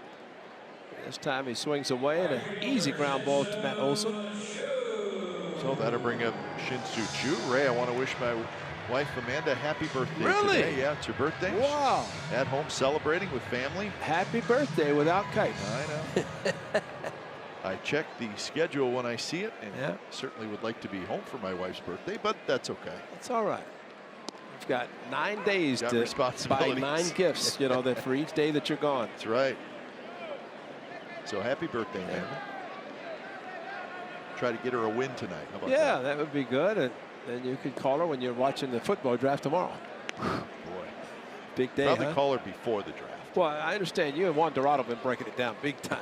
I mean, sitting down in the press room and you guys breaking it down. Yeah, I know. All the draft choices. And, wow, it should be a big day. Yeah. Can't wait to talk to you on Friday. It's going to be right next door. Getting out of here just in time. There's Juan Dorado, the great Juan Dorado, we call him. From the Ace Media Relations Department. He does a great job helping us out up here. He has, of course, his own mock draft. Notice how Juan hands me a note right when he's on camera to make it look like he's really working. Good job, Juan. Smart man. Job security. That's exactly right.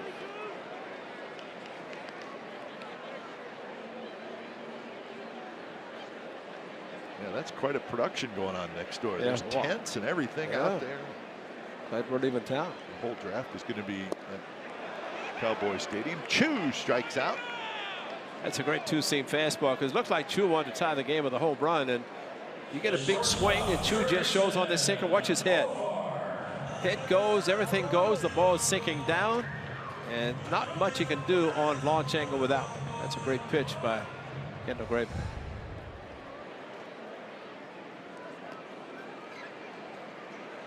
So here's Profar with 2 outs, and Kendall Graveman is looking for his first 3-up, 3-down inning. Pfister could not get it and took him out of the game. We'll see if Graveman can. Graveman at 78 pitches.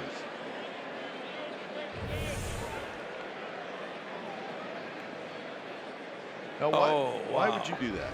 Why would you hold your beer up? And that one's going to fall for a hit. Profar trying for second. The throw's a little bit offline, and he makes it.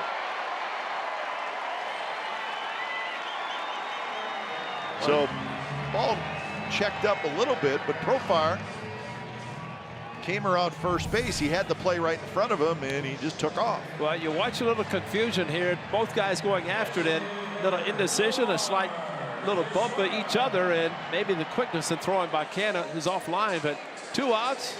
You're thinking, too, when you hit the ball, you know it's going to be a single, and at that point, just keep running.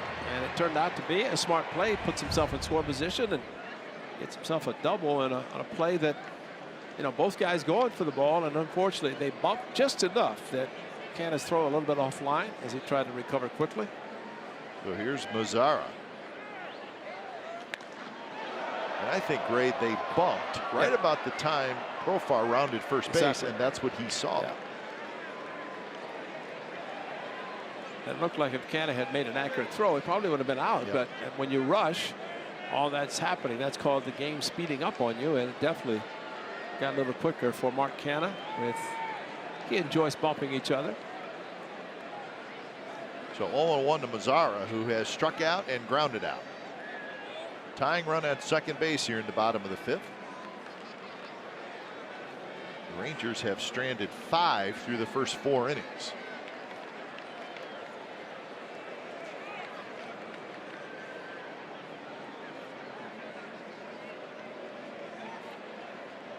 Long look by Graveman, and he delivers outside.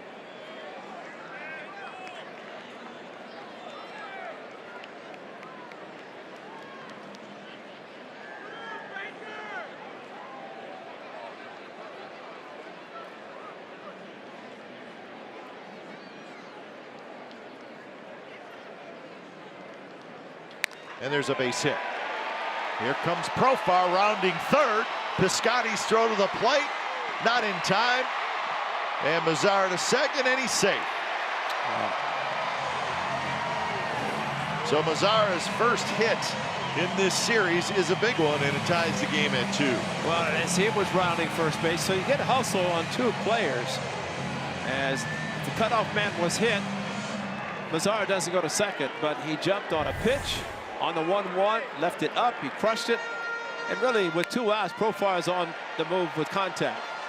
And so a little miscommunication, overthrow the cutoff man. Mazara goes into second, and almost in center field as Semyon tried to come down and make the play, but a little bit too late as Mazara got his foot in safely. So Scott Emerson with a mound visit. And now Gallo. Mazara gets his 10th RBI.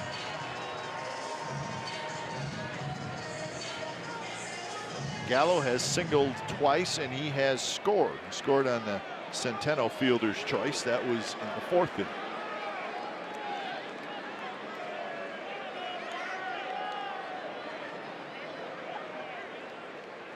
Now, the Rangers have not been good with runners in scoring position this season. They're hitting .203 as a team, but they got a big hit there.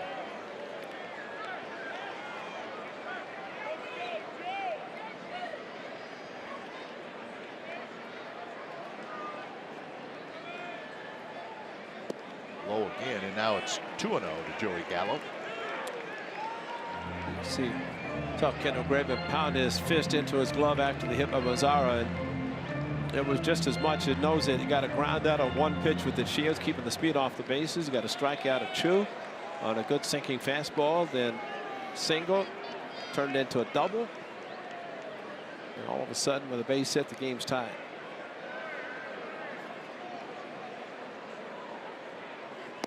Good pitch. Took a little off on 2-0.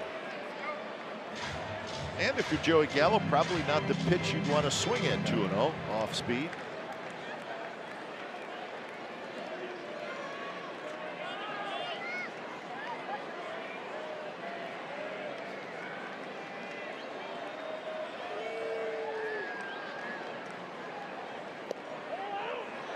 Very close. You could hear Jordan Baker say it was out. Meaning a little bit outside. Runs kept running. Not that far out, maybe a half a ball, which could have been a strike. Bob Melton's got to be thinking right here, pitch him carefully. Don't give him a pitch that he can drive. Take a chance with the on-deck hitter. It almost looks like he wants to walk, you know? Surprising there. I mean, look what he's doing. He's watching this and heading to first base. And I mean, that's a pitcher's pitch. Tip your hat, but you've got a runner in scoring position. Say the big man, especially Khalifa, who is kind of Khalifa following him. And that one drops low.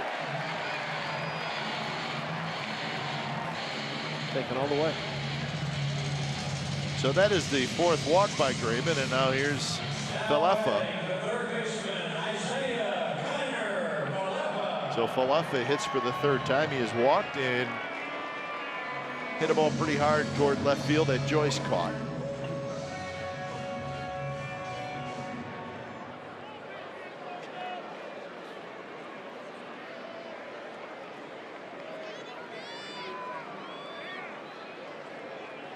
So all this with 2 outs. Graveman, 18 pitches in this inning, 88 in the game.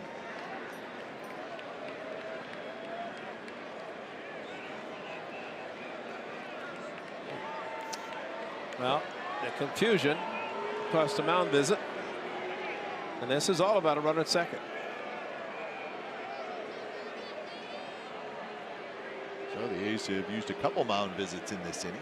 Angels today, Kipe used 3.5 innings. Really? 3.5 innings. In the inning that Tropiano couldn't throw a strike. I wonder how many they ended up with. Well, last night they ran out, which is unusual in today's world, but they did. They didn't want to take him home with them, huh? No, they couldn't buy a drink. Couldn't buy anything.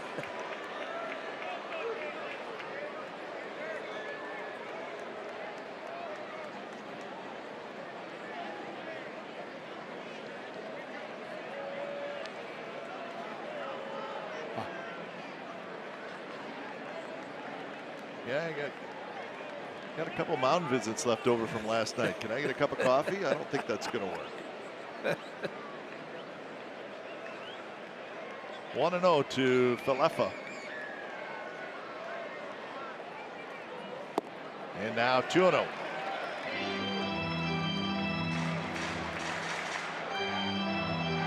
Well, this is where Kendall Graveman just needs to slow it down. Make sure that it's his game, his pitching, and not speed it up to try to hurry up.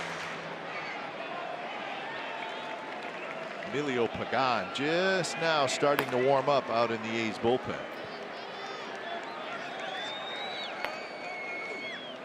And that's going to be over Lowry's head into right center field, a base hit.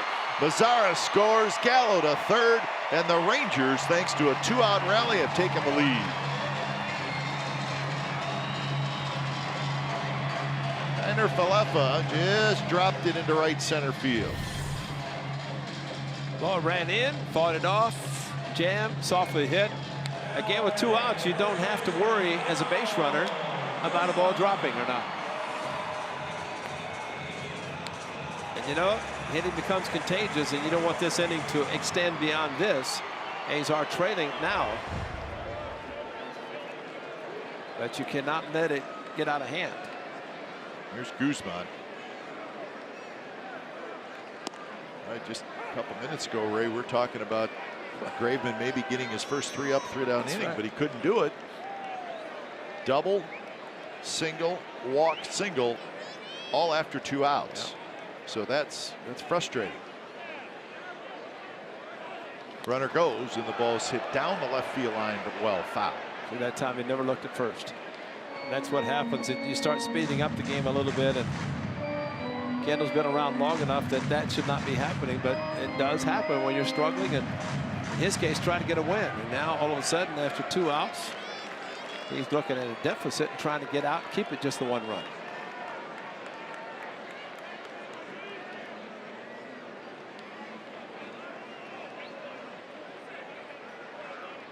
Falefa runs again. Outside, Maxwell's going to hold it, and Falefa has a stolen base.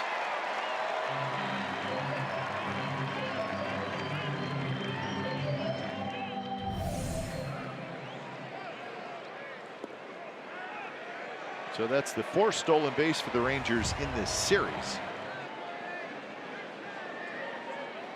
And 9 on the year, so not a huge total.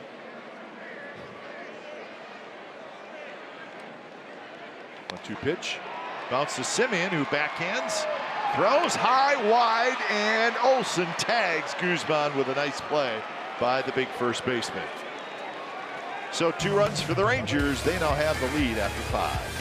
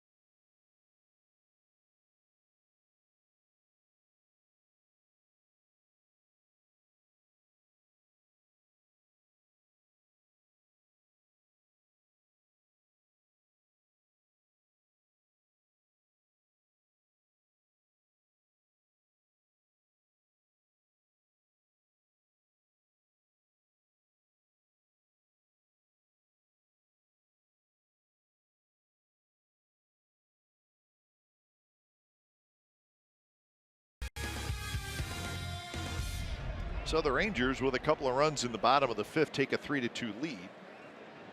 Jesse Chavez, who retired Davis to end the 5th, goes back to work.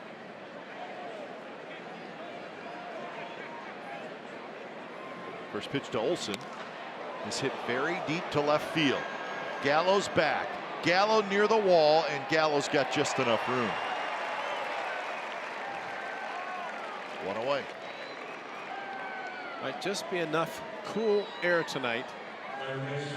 Maybe the only time we come here where it's going to be this cold. Well, we've had some earlier games, but maybe just enough on that one knocked the ball down. And quite a play by Matt Olson to end the bottom of the inning. Absolutely. This was scary because 1 run would have scored. Who knows? Maybe 2.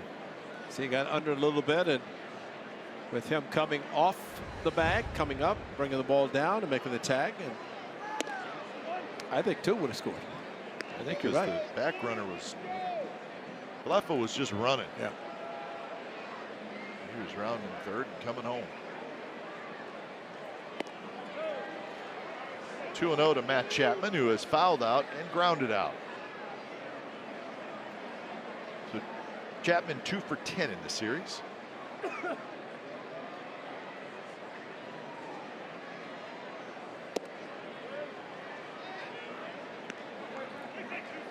Jesse Chavez pitched on Monday night. 19 pitches, but got knocked around.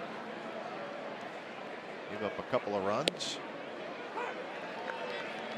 So he's trying to bounce back.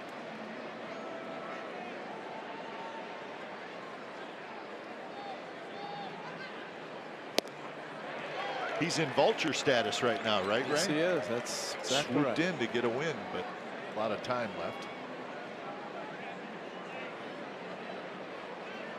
Payoff pitch. Foul out. That was amazing, Kipe. Yesterday, it's the first so-called hot day with the Rangers taking batting practice in shorts. Today, put them away. Yeah. Didn't need them today. I think this is probably the coldest that we've done a game in this. And it's, I mean, we're not talking super cold weather, but it's chilly. As Chapman strikes out. Not the kind of weather you expect in Arlington, Texas, even in April. Jesse Chavez, cutter, threw it on 3-0, came right back with it and got the strikeout. Because it's under the ball a little bit, elevates the cutter, but gets a strikeout. So 2 outs for Canna.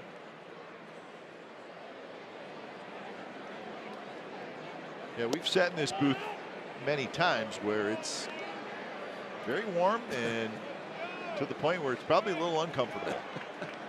And it's warm and windy. Feels like there's a hair dryer blowing on you.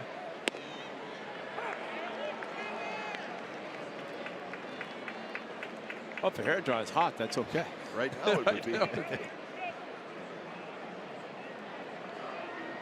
1-1 the count to Canna, who has hit a fly ball to the left, and he has struck out.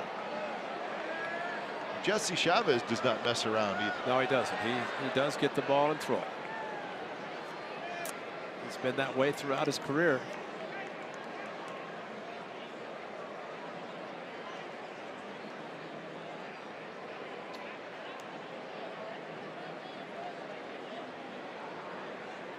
He's got 6 pitches, so if he shakes his head that much, it's legitimate. Yeah, I think you're right.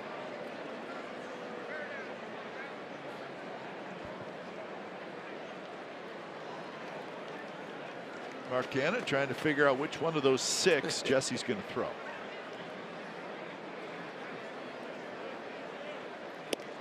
Got him looking. So he dropped it in on the inside corner, and Canna cannot pull the trigger, and that is a 3-up, 3-down inning.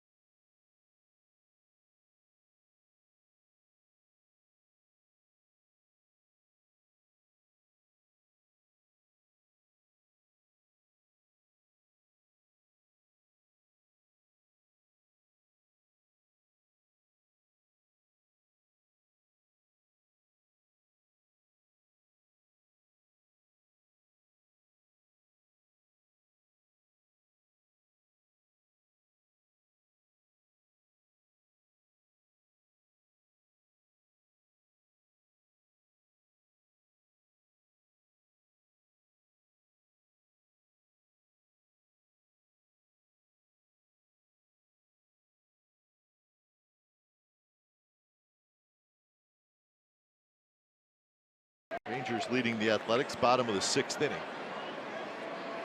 Kendall Graveman with 95 pitches goes back to work. He faces Juan Centeno.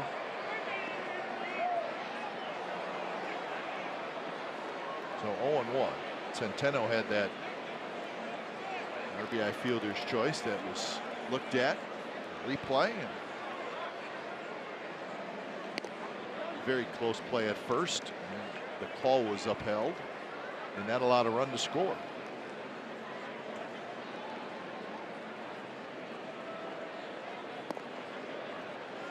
Mariners beat the White Sox today 4-3. Well, Seattle wins 2 out of 3 in Chicago, and Felix Hernandez got his 3rd win. He pitched pretty well. Gave up a first pitch home run to Moncada. And the Sox might have scored all the runs the first inning. Couldn't score any more. And that's King Felix at his best, where he might give up a couple, then he settles down, you go get anything. James Shields started for the White Sox. And he was not fooling anybody. Yeah, I watched some of that game. Both pitchers had a lot of runners on base, but when it was all said and done, the Mariners won it. Diaz got his 10th save for Seattle. He's having a very fine season. So the Mariners go to 13-10. They are in Cleveland for the weekend. They will have a 4-game series against the Indians starting tomorrow night. So that'll be a good challenge series for Seattle. Angels are off today. They'll host the Yankees this weekend. That leads you to believe that the Big A will be jumping a little bit.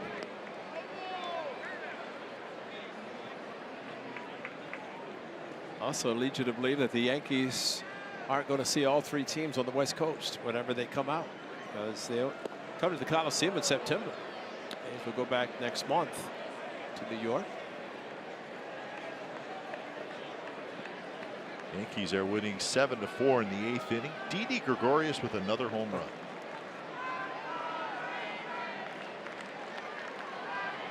You know, Ray, when you start talking about the great shortstops in baseball, and there's a bunch of them, right, you almost have to put Gregorius in it now. That's right.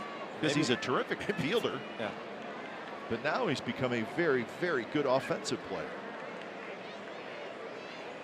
Swinging and a miss on 3-2. Robinson strikes out.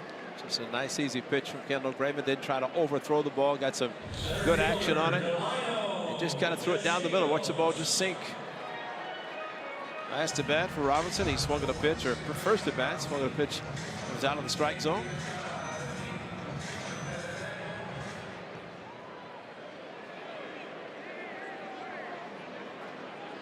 I think give Joe Girardi some credit for Didi Gregorius, because when the captain retired, Gregorius felt like he had to be the one to replace or continue the dominance of Derek Jeter. But Joe Girardi said, he's gone. You're not going to try to live up to him. Just play your own game. And ever since then, he's been tremendous.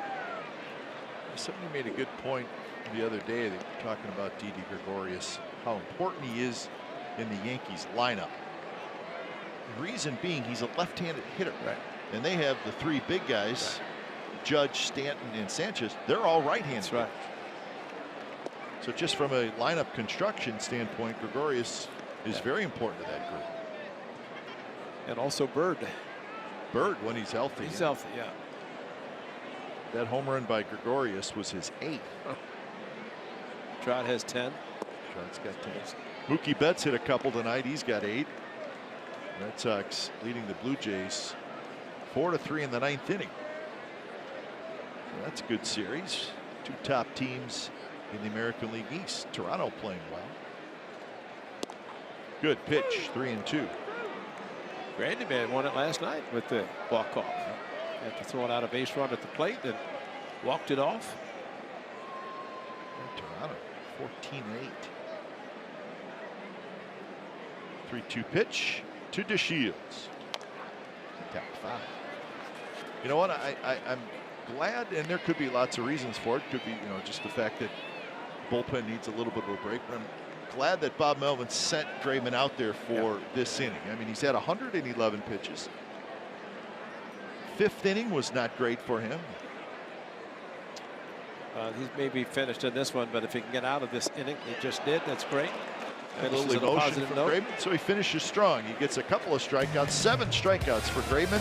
7th inning coming up.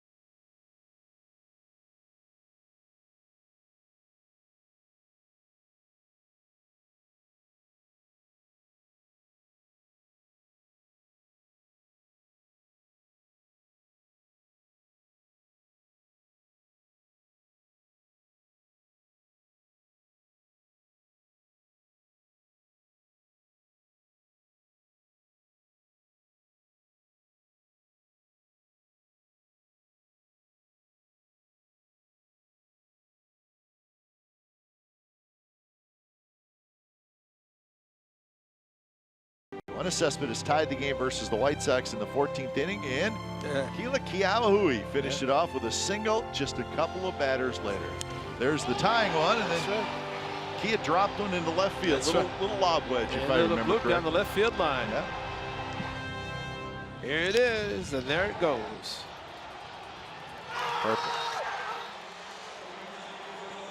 Seth Smith. That was a good group. And Johnny Gomes right in the middle of it. That was a good group. They gave us a lot of thrills that year. Yes, they did. Somewhat unexpected by baseball people, but I still say, Ray, and your memory on this stuff is terrific. The 4-game sweep of the Yankees at the Coliseum. I think it was right after the All-Star break. Am I right? And that's when I think we all kind of looked at each other and went, these guys are pretty good. Yeah, I think it was capped by the Marcos Guerrero. Hit the score. It hit the foul pole off of Mariano Rivera. Front door cutter that did not cut. Yeah, watching them walk out and that look of the Yankees saying this team is pretty good. And you're exactly right. And right now, after 4 outs by Jesse Chavez, he's out and Claudio's in. That's when it's time for change. Think Speedy Oil Change and Auto Service. It's your trusted oil change, tune-up, and brake expert. So the lefty Claudio in. Pitched briefly on Monday night. He's really been struggling, and Claudio was terrific last year. The Rangers are trying to figure out how to get him back to where he was last year.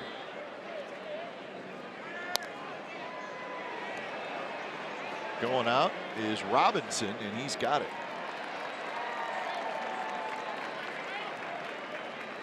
Just reading about Claudio, I think it was it today, about how the Rangers just want him to use his fastball more, even though he really only throws 85, 86 miles an hour. I mean, there's a lot of deception.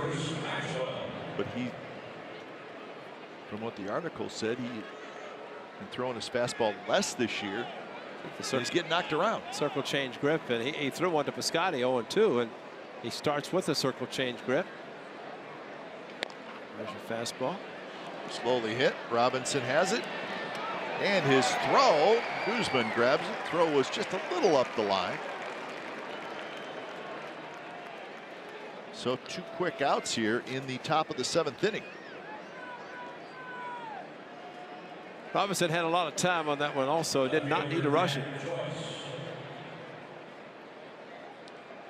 Claudio brought in to face 2 lefties, even though the right-hander Piscotty started it. But, you know, Cap, we've seen, and again, Chavez did pitch on Monday, but threw 14 pitches tonight, retired 4 batters rather easily. And if there's ever a time to let a guy who's capable of pitching long go, that would have been the time. But Jeff Batterson decided to go to this young man, and he just did it very quickly. Yeah, that was a nice play. Falefa at third, backhanded, little in-between hop, and Claudio has a very nice inning.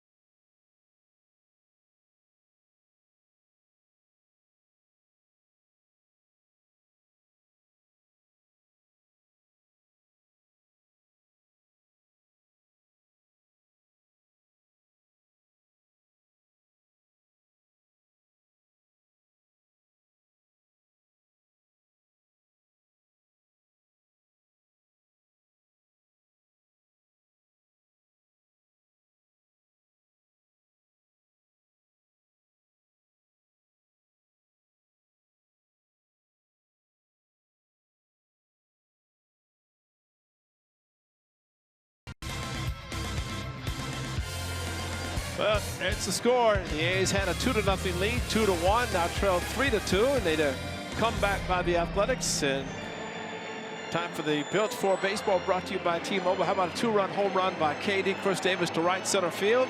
That gave the A's a 2-0 lead. Fielder's choice made it a 1-run game, and then Profar just started it. Little collision in the outfield. He ends up taking a single, turns it into a double. Mazzara with a ringing base hit to right field, and that would plate him. And then all of a sudden, this young man, Kiner Falefa, comes up with a bloop base hit to right center field. That would plate Mazzara, and all of a sudden, the Rangers a 3-2 lead in the bottom of the 7th inning. And Kite, this is where the A's have to show what they're capable of doing, and that's come back. They've got a couple of opportunities. Pitching needs to hold the Rangers. They'll try to do that as Buchter comes in. But they also need to find a way to come back and score some runs. But it's time for change. Think Speedy Oil Change and Auto Service, your trusted oil change, tune-up, and brake experts. 13th appearance for Ryan Buchter. Got a 1.74 ERA. And for Kendall Graveman, the final line, gives up 6 hits, 3 runs, not 1, with 4 walks and 7 strikeouts. 112 pitches for Graveman. So Kendall Graveman, a much better outing tonight. Would you agree, Ray? I agree exactly, and I think from his standpoint, your point was the best, sitting him back out for the 6th. Finished on a positive note, had a 1-2-3 inning. Matter of fact, retired his last 4, and can sit in the dugout in the clubhouse and hope that his club can come back and tie and take the lead and sweep the series. 112 pitches ties a career high. It's the 3rd time he has done that. So Graveman will not get a win tonight, unfortunately, but much better. Chu, Profar, and Mazzara here in the bottom of the 7th inning.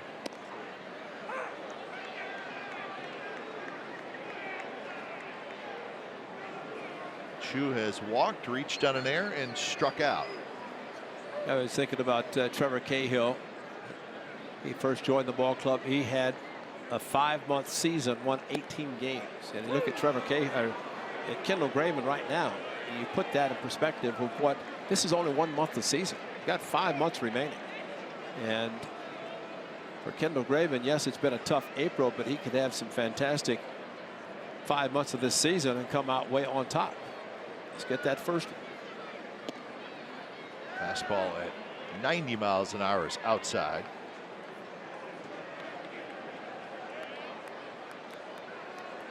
Booker 2/3 of an inning on Monday night. Had a strikeout.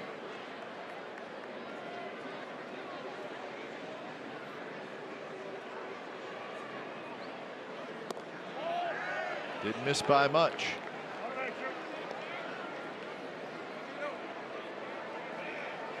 So full count to Chu, who has always been a very selective hitter. Walks a lot.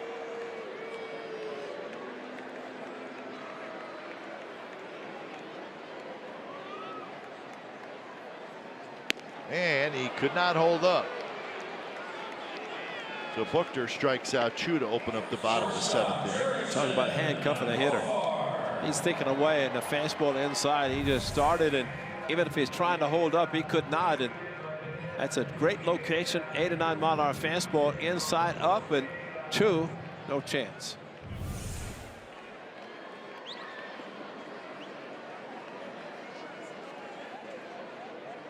Uh-oh. Jeff Collins, the assistant athletic trainer, coming out with Bob Melvin to check on Booker. We did not notice anything, No. but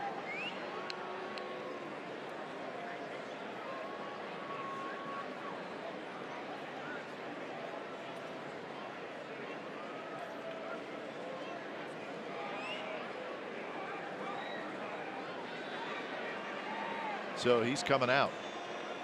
So now the A's have 0 left-handers in the bullpen. Let's just see. This is the last pitch he threw. It's his best pitch. Yeah, there's a little grimace right Yeah. there. Yep. So we don't know what it is. When we find out, we will pass it on. Pagan coming in.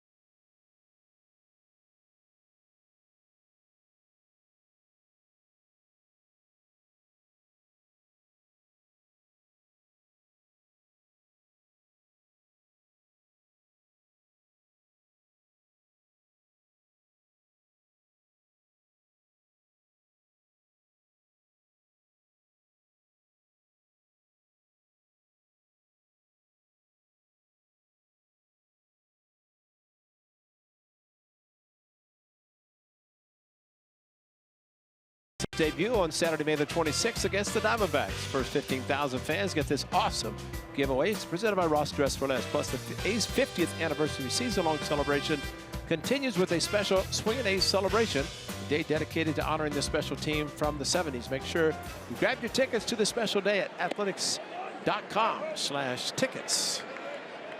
It's appropriate for Harvey the Rabbit to come back with the A's from the 70s. Yep. That was your guy. Yeah. Charlie's guy. Emilio Pagan comes in for the Athletics, facing Profar. So there's one out. Let's hope Ryan Buchter's okay. 5.73 ERA in 10 games for Pagan. 1 walk, 4 strikeouts. A lot of hits, giving up 16 hits in 11 innings.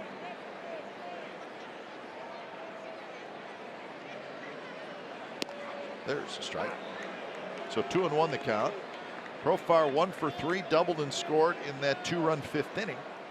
And that was the inning that the Rangers took the lead.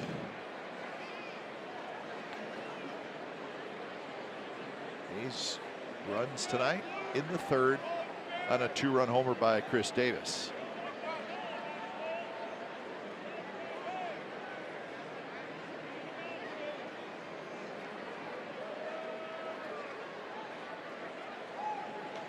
That one hit very high, but very foul down the right field line.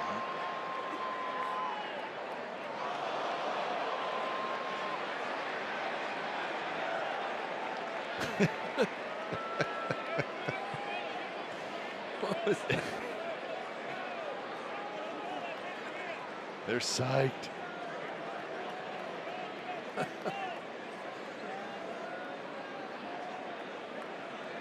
So the count even 2-2. Mazzara will be next.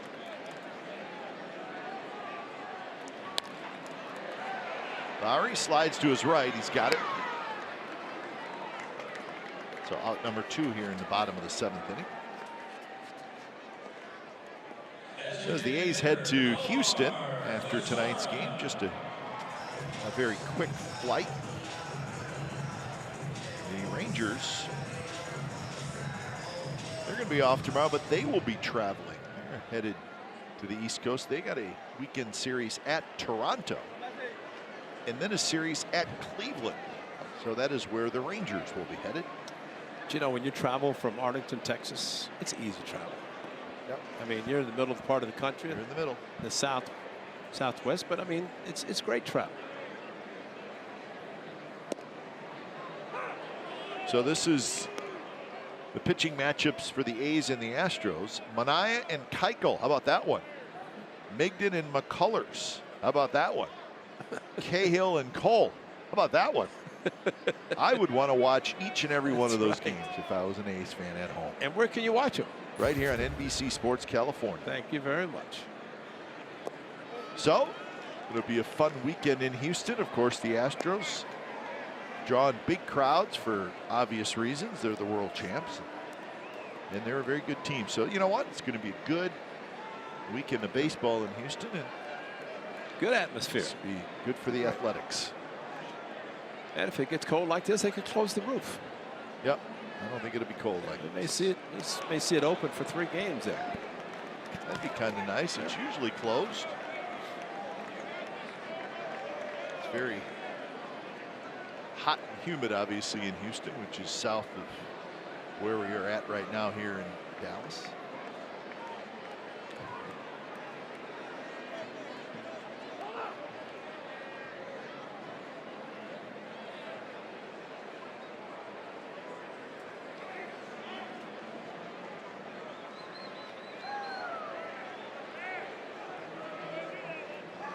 One-two pitch coming up to Nomar Mazara, who had the big RBI hit in the 5th inning.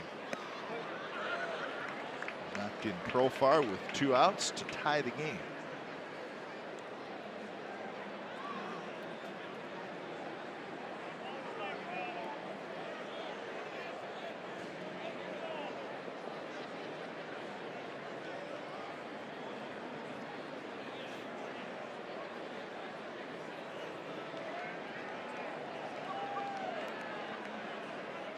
Swing and a miss. Good fastball there by Pagan. 95 right at the letters. 8th inning coming up. A's down by a run.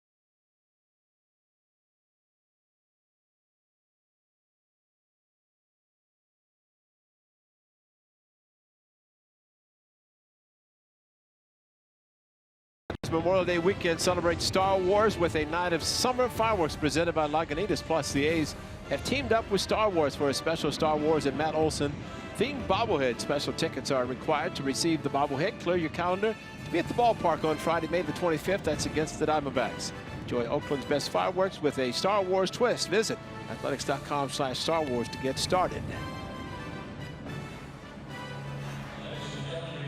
So 8th inning, and the Rangers with a 3-2 lead over the A's.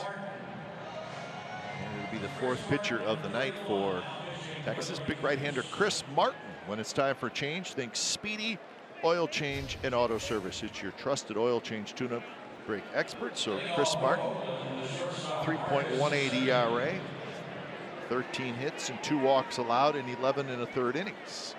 So the Rangers closer is Keone Kela. Now, Martin's been used in this role as a setup, and this will be his 3rd appearance against the A's. He's done quite well. One of those appearances was last night. He had a couple of strikeouts in an inning of work, and he threw 14 pitches. Semien, Lowry, and Davis.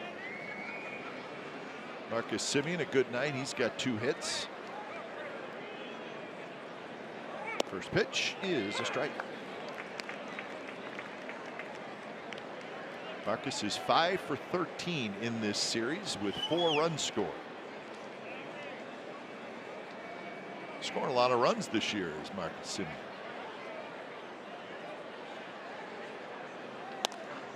Rolls this one to 3rd. And the throw is in the dirt. Marcus is going to try for 2nd. He's going to have to hurry. The throw is wide. Wow. And the A's have the tying run at 2nd base. Nobody out. Wow. Valefa just threw it away. And he had so much time to the point that his big first baseman had to get out of the way and just let the ball go because it was going right in to Marcus Semien. And I thought with Semien taking the wide turn, see, he hurried and really for not much of a reason, the wide turn. And if the time had been taken throw to 2nd, they might have had him there. So the A's definitely catch a break with that bad throw. Guzman's got to go up in front and at least try to stop it. He just gave up on it. And then this quick throw to 2nd. Pulled Profar off the bag. So good break for the Athletics as they try to at least tie this game and see what they can do. Here's Lowry. That was a shock. Valefa in even with the bag at 3rd, and the first pitch to Lowry is a strike. So the A's have to execute here and try to tie this game. Well, Jed can get a pitch that he can at least roll over if worst case, and Of course, the outfield shading him towards left center, the infield to the right with 2+ Profar close to second. And that one is line but foul off the tarp.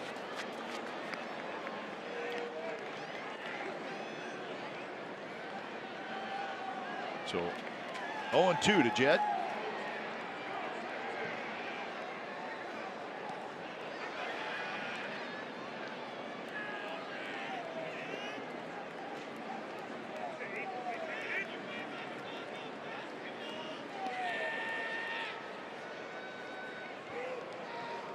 Martin double check back to second base, and this one's hit in the air, center field. Simeon's going to tag. DeShields has it. Simeon's going to try for third. The throw is in time. Got him. Wow.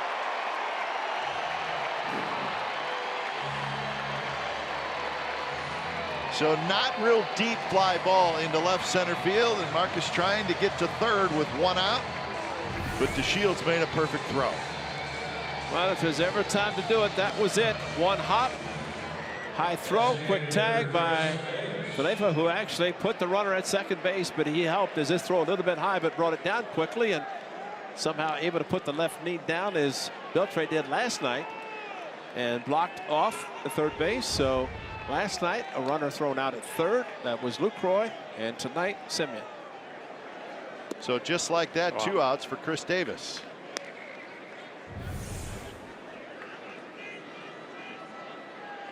And he never, he did get to the bag, but it looked like Falefa did block the bag a little bit. Simeon popped up. He knew immediately that he had been thrown out.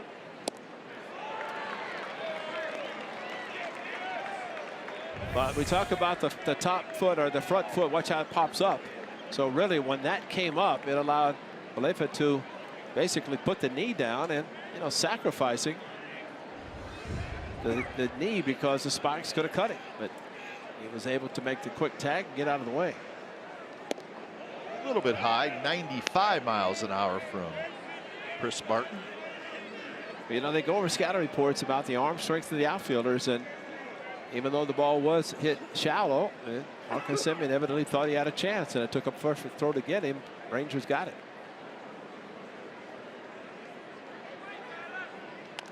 That one bounced foul, and see Juan Centeno, he's just relaxing. Just relaxing. Hurt your knees just watching him relax too, right? As he sits down on his backside. Yeah, I heard everything. So 2-2 the count. Davis, a 2-run homer in the third. It was his 7th of the year. Not close at 94. Well, it was Sunday that it was all Chris Davis. A 2-out single off David Price, then a 3-run home run off David Price. A's won 4-1. 2-run home run tonight. The 2 runs for the Athletics. And it's worthy of a mound visit by Centeno, and Big Jordan Baker making a note of that. Well, on Sunday, the cut fastball did not really get in from David Price, and Price, as soon as KD hit it, watch Price's reaction. Oh, no. And he had to look anyway just to see how quickly it got out. But 3-run home run, and that helped the A's win 2 out of 3 against the Red Sox and a 5-1 homestand against the White Sox and the Red Sox. Chris Davis had a mighty cut.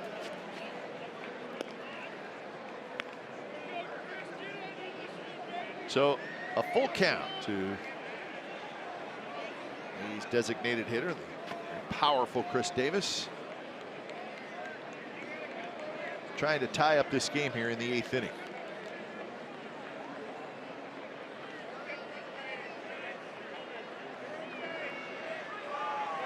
Got him swinging. So the inning started well, but the A's got nothing out of it. Bottom of the 8th coming up. Still a 3-2 Rangers lead.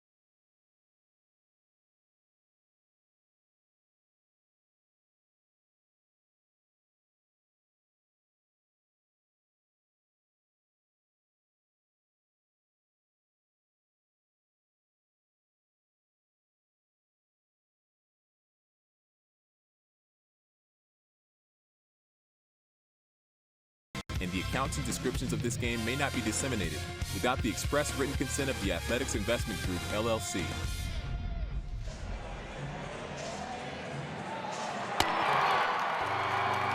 Here's a look at tonight's game summary brought to you by your local Toyota dealers. 2-4-2 for the A's, 3-6-1 for the Rangers. Graveman went 6 through a career-high 112 pitches. Pfister 4 2/3. Chris Davis with another home run, but right now the Rangers leading at 3-2 as Joey Gallo leads off against Emilio Pagan. First pitch is going to drop into left center field for a base hit. Gallo hit that right off the end of the bat, but he is 3 for 3, 3 singles and a walk. And he probably will look at this game saying, wow, I don't have to hit home runs all the time. Strong as he is, you play back, the infield shifts him as they still continue to do. And you're right, big swing, but off the end of the bat and drops it in center field. I wouldn't do that. I mean, you hurt your hand, just don't let everybody know. But it must have stung him quite a bit with shaking the hand the way he did. Here's Falefa, Kiner Falefa.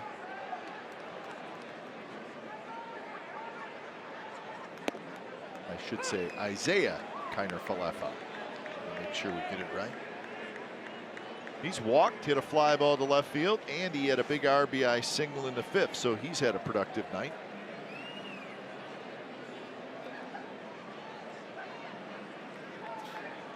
Big gap in left center field with Canna slid over toward right center.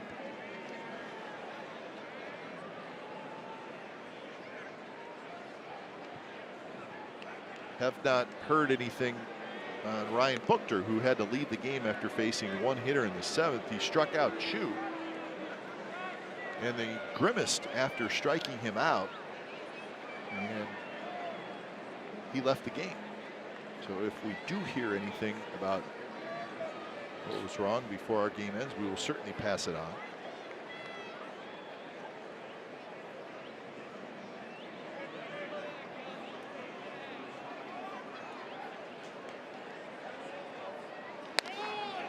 Lowry's got it, spins, fires to second for 1, over to first, not quite in time.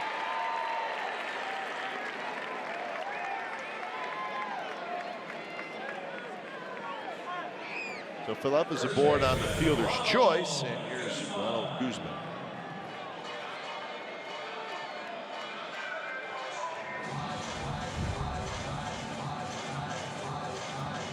Guzman is 1 for 3.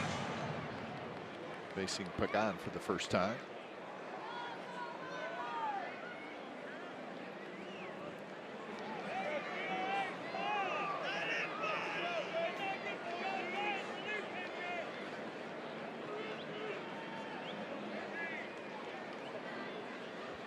Keone Kela, the closer for the Rangers, is warming up out in their bullpen in deep right center field. A's will have Olson, Chapman, and Canna. And hopefully a couple more.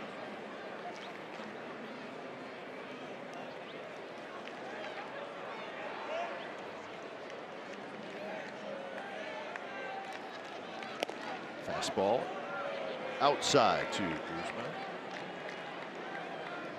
Pagan trying to avoid the Rangers scoring another run to help Keller. It happened in Oakland, and it makes a huge difference, as we have talked about many times. So 1 run versus multiple runs for a closer sometimes can help. In this case, the A's trying to come back.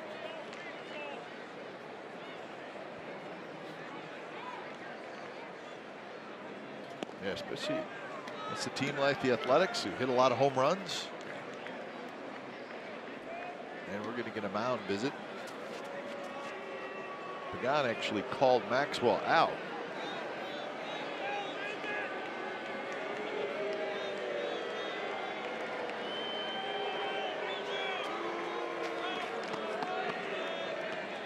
Have you found it here? Do you know where the scoreboard?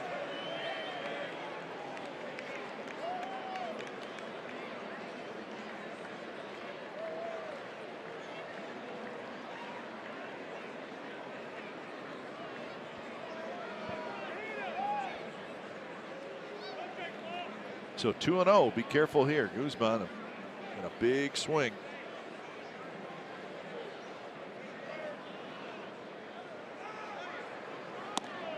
And he takes it, and it's a strike. Guzman didn't think so. George Baker has been pretty lenient sometimes in the strike zone, the lower part for the pitchers. Some seem lower than others. Even that one, lower part of the strike zone.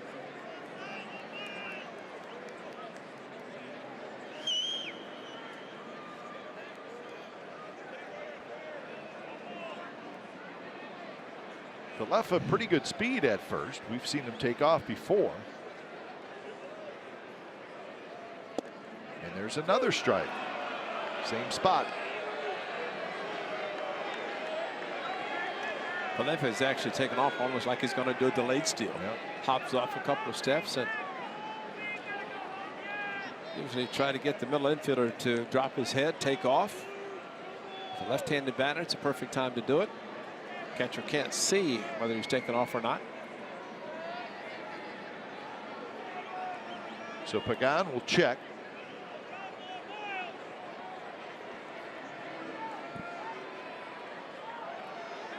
There he goes, and the ball is ripped toward the right field corner. That could be trouble, and it's going to get down for a hit. It rolls away from Piscotti. Falefa's going to score. Guzman around toward third, and he's going to have a stand-up triple. And the Rangers pick up their 4th run.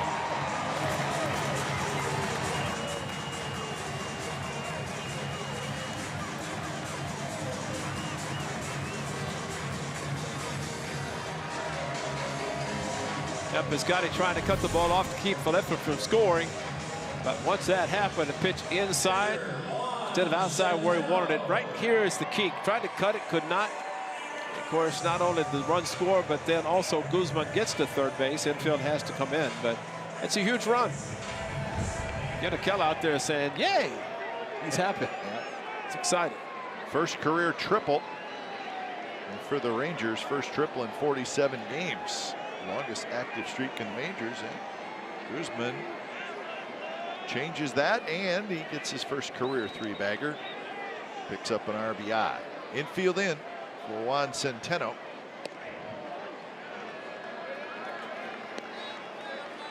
That was RBI number 7 for Ronald Guzman.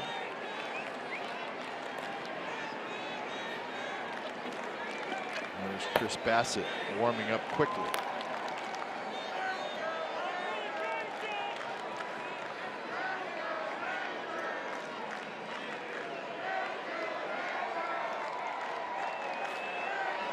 Swing and a miss. As Centeno trying to jerk one out of here instead of just trying to put it in play.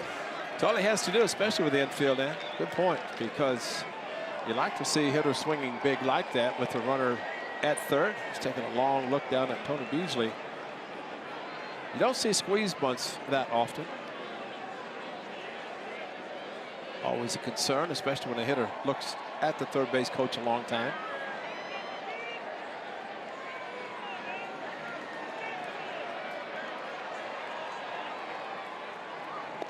Missed that one badly on a pitch that was way outside. 1-2 the count.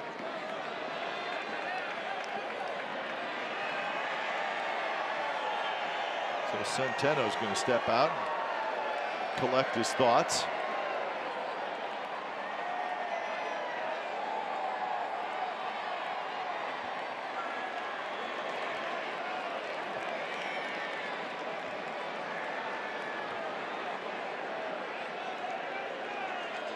Pagan going for the strikeout. And he got it. Off speed pitch and kind of an at-bat to forget for Juan Centeno. It's almost like it was 3 consecutive changeups, guy, but kept going softer and softer. And this last one was an outstanding pitch throw, and way out in front was Centeno. Could not make contact. That's what you want. Runner at third. Try to be a strikeout pitcher, get the strikeout, and now the infield can move back. So it's Drew Robinson for his 4th at bat. He's struck out twice and grounded out.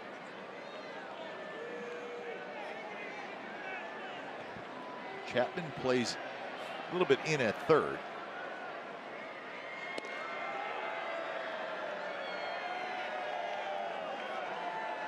pitch. You got to keep in mind the possibility of maybe a 2-out bunt. You never know.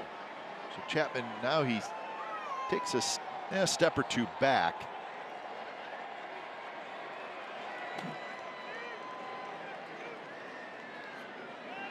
Pagan from the stretch with Guzman at third. Now he steps off.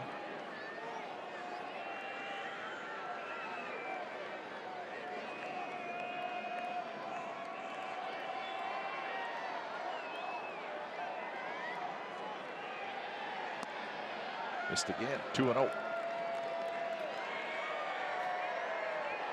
That's a pitch that Pagan threw to Centeno that he kept swinging and missing. Robertson a little bit different. Maybe he saw enough of him. It's not going to swing at him.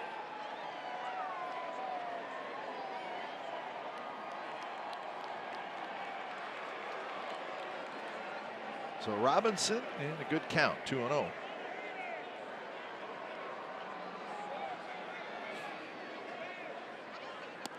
And that one missed inside on a very close pitch. That may have been a missing the target strike. Ball, right? Missing the target strike. Yeah.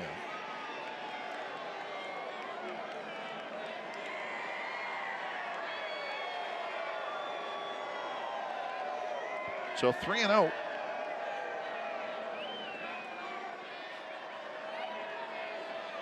And that one is in there for a strike. We've been told that it's shoulder stiffness for Ryan Buchter. That is why he came out of the game. That's all we know. Shoulder stiffness. Also, some warm Houston weather will make it nicer. Not as stiff. Off day tomorrow. Play Friday night. Buchter is needed badly.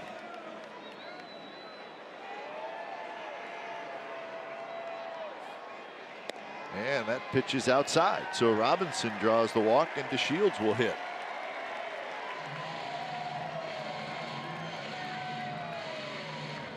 So that's 5 walks issued by A's pitchers tonight. How many mound visits? Got to be getting close, no? Yeah. Where's the sign here at the ballpark? Yeah, I was wondering myself. I've been looking around. I haven't seen it. Of course, Juan Dorado should be able to tell us. That's 4? They got 2 left.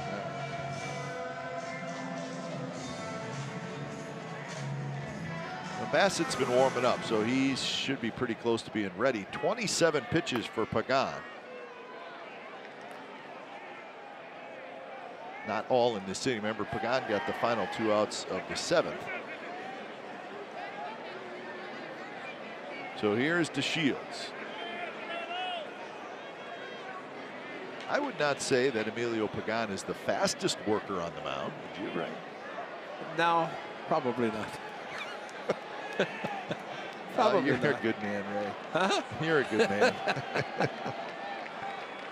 He's deliberate on the mound. Yeah. He's make sure everything is just right. First pitch to DeShields, and he shows bunt, pulls the bat back, and it's high.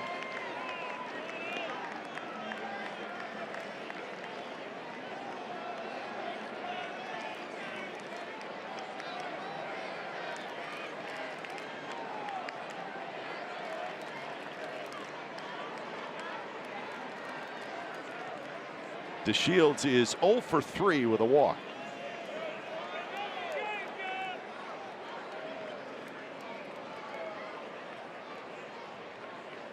And that one's low.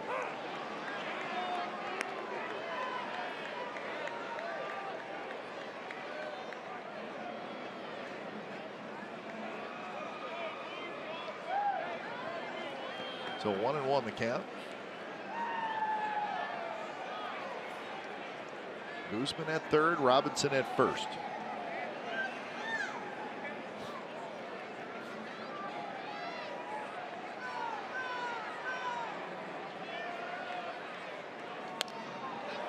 Pop-up foul.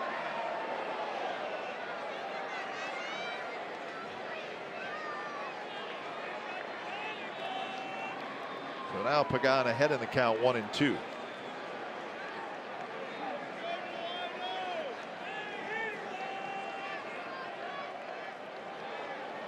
Now the A's have the off day tomorrow, so all the pitchers can be well rested and ready for Friday's game.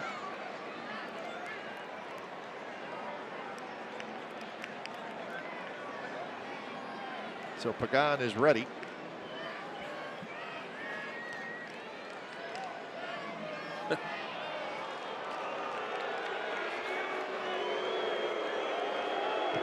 Pagan's not quite ready.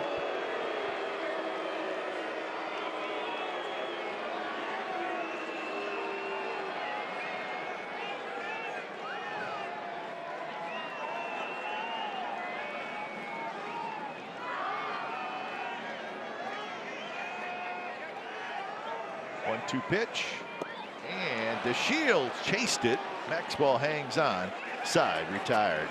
So an insurance run for the Rangers. We are on to the ninth. Last shot for the A's.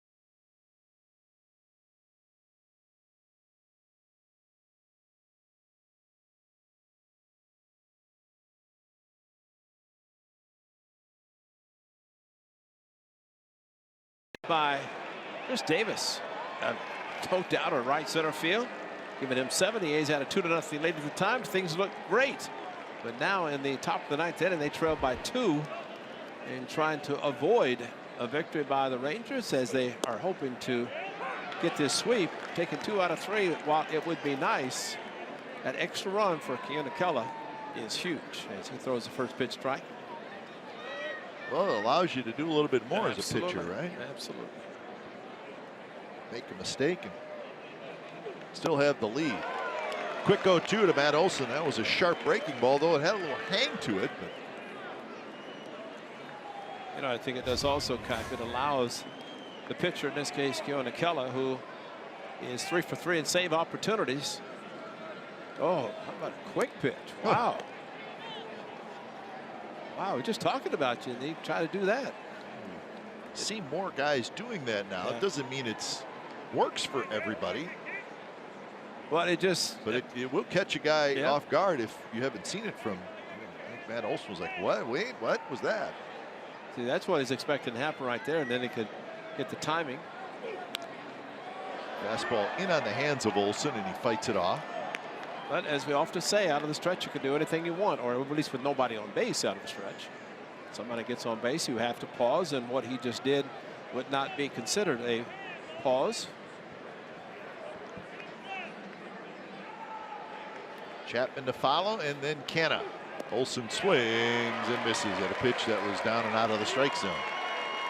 And that's his patented curveball. He's got a good fastball right over the top, but the 12-6 curveball is a pitch that he likes to throw, and out of the strike zone gets a swing and miss. That's a pretty nasty curveball. It is, yeah. It is a true 12-6, and drops right off the table. You don't see curveballs like that much anymore.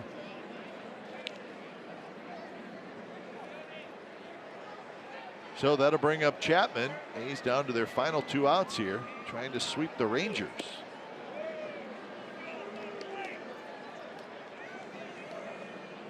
Well, since Jesse Chavez came in with 2 outs in the 5th inning, the A's have just an error and a base run.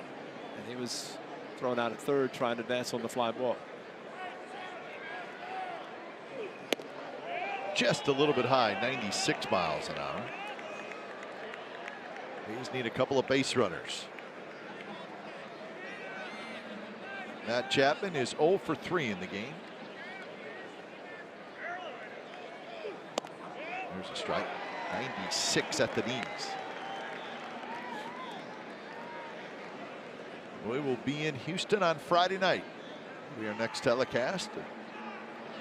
First of 3 against the world champion Astros. Make sure you join us right here in NBC Sports California. 2-2.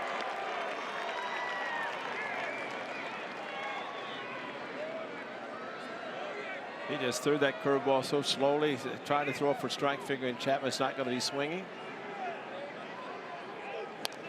Came right back with a fastball.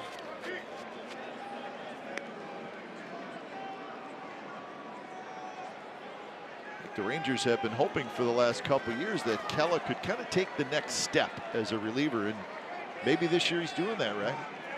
Well, he's got 2 pitches, and that's pretty much all he throws. 4-seam fastball and a 12-6 curve. Fastball is way high.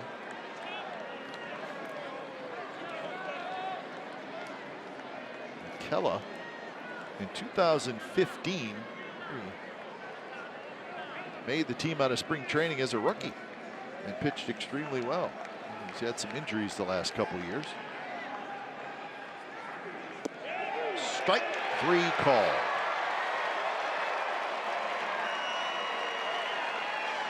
So Chapman strikes out for the 2nd time. And this is what the extra run does right there. Allows him to throw the 3-2 curve. If it's a 1-run lead and he walks him, that could set up a potential tying run. Instead, got the extra run, throws the curveball, and it throws Matt Chapman. He did the same thing on strike 2. He just floated the curveball in, figured he was not going to get a swing. He didn't get one on that one or the strike 3. First pitch, 97 on the inside corner, called a strike to Mark Canha. Canha's 0 for 3.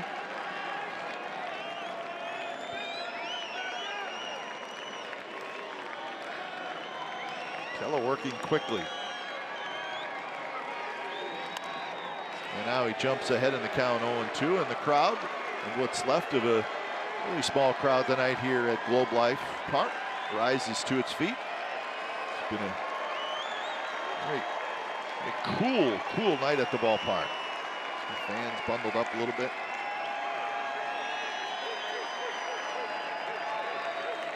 The 2 pitch. Little pop-up left side. And that's the ball game.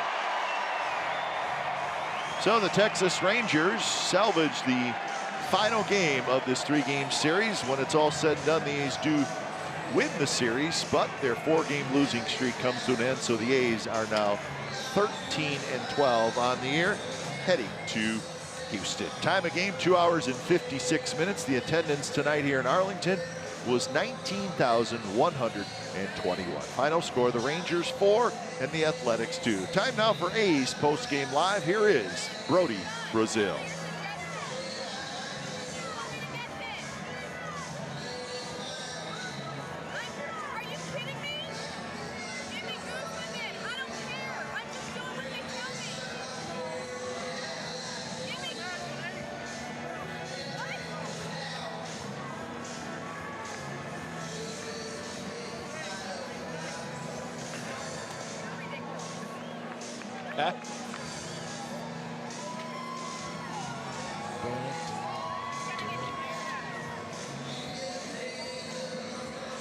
All right.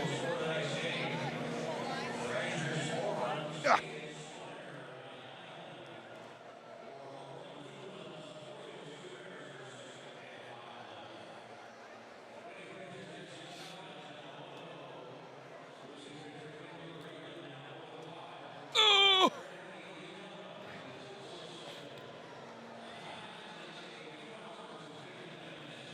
You guys talking about the kite looking sharp?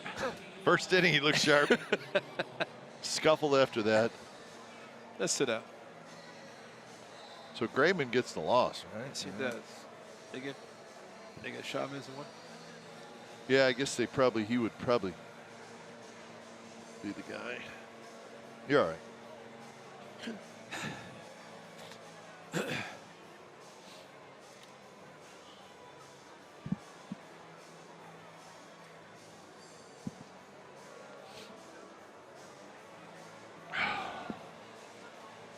Chilly now. Chilly.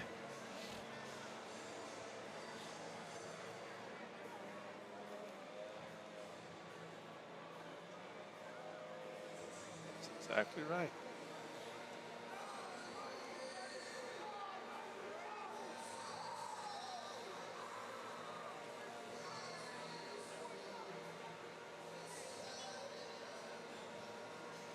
He's still at base runners all over the place. Yeah.